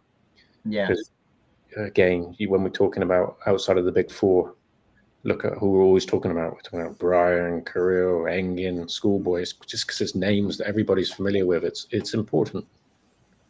That's why Georgia versus the World can't go down that route of saying, about East versus West having these matches that aren't purists like arm wrestlers when one of their first matches is akimbo. They're doing exactly the same thing. They're understanding someone who's got social media clout and taking them over someone who's got a track record at elite level. And it's normal to do, but it's no good then slagging off another promotion for doing it. It's business. Oh, Drew said something good. Schoolboy against Ricker. Same age, same size. Right? Well, that'd be a good match. Schoolboy against Ricker Bowman. I'd watch it. Probably would be, yeah. Yeah. See, otherwise, right. Yeah, probably that sounds like it's something possible. Aussie arm wrestler versus Pradeep lose a difference.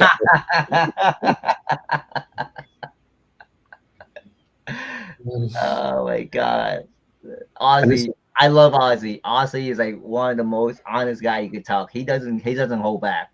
He was like, I'll tell you this. Well, those are the ones you should listen to. The ones that don't really care, they've got everything they already need. Those are generally the people you should listen to because they're happy to say it how it is. Yeah, and isn't it correct that Pradeep is a relative of Brian's fiance, or is that a rumor? Ryan, like Bowens? No, sorry, of Ryan. Yeah, Ryan. Yeah, Ryan. They're cousins or something. Okay. I don't know. I didn't know. This is new to me. Okay. But again, I'm sure I was told on good account that now his fiance is banned from Pro Pandura League. I wish we could confirm that. That whole thing starts getting pretty complex at that point if there's family involved as well. There would have to be a deeper reason. Just like as a first international match, like was she contracted Pro Pandura or something? That seems weird. I wish I could remember my source for that because then I would know for certain. But everything I've been told so far about things connected with GVW have turned out to be true, and things I've posted publicly have all come to fruition, the matches and things. So we'll see. I mean, people here suggesting very great matches. I mean, I'm back to my point, right? If you say Schoolboy and Brian is an interesting match, will you say it's not interesting, but Kirill will kill Brian? So you saying that Schoolboy is going to lose to Kirill? Well, Schoolboy and Kirill have practiced pool a game. We understand it means nothing, but Kirill is a powerhouse. Yeah. If Kirill had a 6-month training block, a proper one, yeah, you would struggle to pit him against anyone that isn't heading towards like elite. But he doesn't have any super match experience. Yeah, no, I agree. Always huge, no? Yeah, of course it counts for something, but imagine you've got like 10 years of putting like Dennis and his training team and things. Look, oh God, I've forgotten his name. Who came in and pulled Lars Valera? Remember, like, so he's like a training partner of Dennis for years. Again, he came in basically with no kind of real experience and did okay. Someone like Kirill who's competed at world record holder in sports and pulled with these guys for years, I would imagine wouldn't do too badly. Straight off I the would bat. say experience matters. You have all the strength you want, but if you're not on that ready goal in a real super match, you're gonna be in a shock. You know what I'm saying? You're gonna be like, this is not what I practice. I didn't get that position. Sure. You know? Mm-hmm. Yeah. What are people talking about here then? Yeah, Valeria, hang out with Vitaly, Dennis, etc. Yeah, that's what I mean. Kuro was being around the guys. I think Joe, because Ryan just started getting on good terms with Engin, then it went to shit. So Ryan's like, I just mended this relationship. Now what do I do? As far as I understand, so Ryan we know has a match at GVW. As far as I understand, there's been no fallout with East versus West, and there's still a lane that he could go back to East versus West in commentary or as an athlete. As I understand that is still open. He definitely wasn't under contract with East versus West, and therefore, unless something's gone on behind the scenes, I don't see an issue with him competing at GVW now. It's just with Ryan, there's always this kind of controversy, isn't there? And it was a bit strange how he fell out massively of East versus West, and just when he gets back with them, and now a rival organization sets up, and he's on the first card there. So of course, that was inevitable, wasn't it, that Ryan would get mixed up in all of this type of thing. But like I say, my dealings with Ryan were always positive in a professional way. So I hope it works out for him. And I think he can add something to East versus West in commentary at the very least. You guys like Ryan as a commentator? Yeah. I think I like him as a person in general. He's very mature, he's very mature. He handles himself pretty well. You know what I'm saying? He understands the business. And people say he's delusional or anything like that, but if you don't build a brand by being delusional, how you gonna build a brand?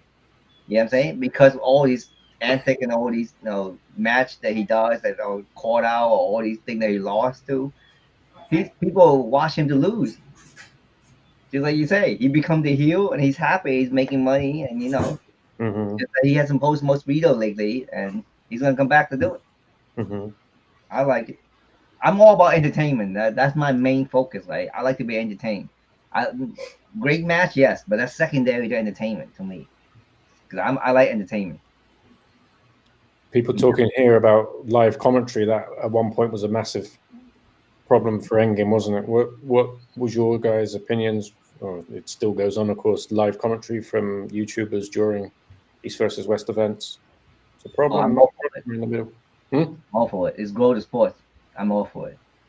I'm all for it, but at the time, I was hoping everyone would just agree, just to have the proof that it worked or didn't. It got weird between both. Like Engin politely asked, just one time, just don't stream, just so I can look at the numbers, and they were all like, "No, fuck you, Engin." Like, excuse my language, sorry. It was just a test, and that created tension right away. That was needless. Yeah. In the end, did they all not stream? I remember Ryan in the end agreeing not to. Did everybody stop, or it didn't happen? Ozzy streamed. I think Ozzy was the only one that streamed. He didn't care. He didn't give a fuck, and that's why I respect him for it. You know what I'm saying? Well, yeah, Engin burnt his bridges with him, so of course he was not going to comply. Yeah. True. That you might be right. He burned his bridges already. But like here's the thing about the Engin situation, right? He's done so many backdoor things that nobody knows around, right? But I hear it from all the people in the background. Armwrestling I talk to, athletes, whatever, commentator, and it's just so shady that up to the point where eventually you dug your own hole, right? You keep that mentality up, eventually you dug your own hole, and the fox show his tail eventually, right? So that's what it is. If you're that type of person, eventually it will show. It's just a matter of time. What do you think about the build up to each event, about where athletes do commentary and not commentary interviews and all that type of thing? Do you think it's a good thing if as many channels as possible do it, or it should just be centralized with East versus West? For example, Aussie had interviews set up, and then athletes were told, no, you need to go and do it East versus West at least first. You think it should be like that, or just the more the merrier? Typically more the merrier, but there were some double standards going on there. Yeah, I think So here's my opinion on that, right?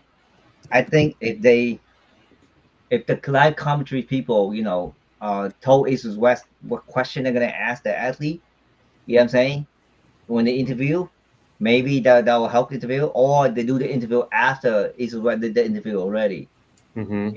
But then again, you do that after the event. The only time they do the interview is after the event, right? With that feeling the hype in the matchup.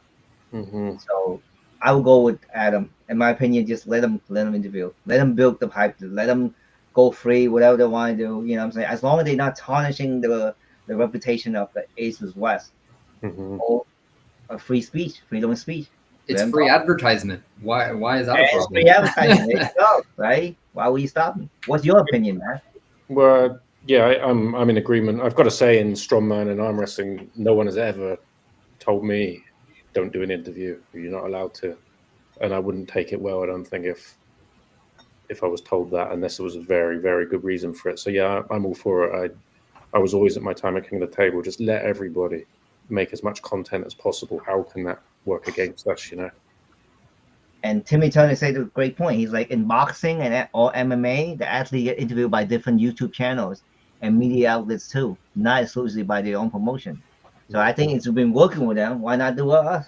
Yeah, everybody has different interviewing techniques. Look how Ozzy is super lively, gets interesting stories about people's personalities. You've got someone like me who's a lot more boring, but probably will get to the nitty gritty and get them to say serious things about, something going on in the match or the rules or something. So everybody brings something different out. And that's why I think you need all these different people, Yeah, I agree. What do you call it? The small from MMA, the small when he interviewed. Oh, yeah. Hilarious character, right?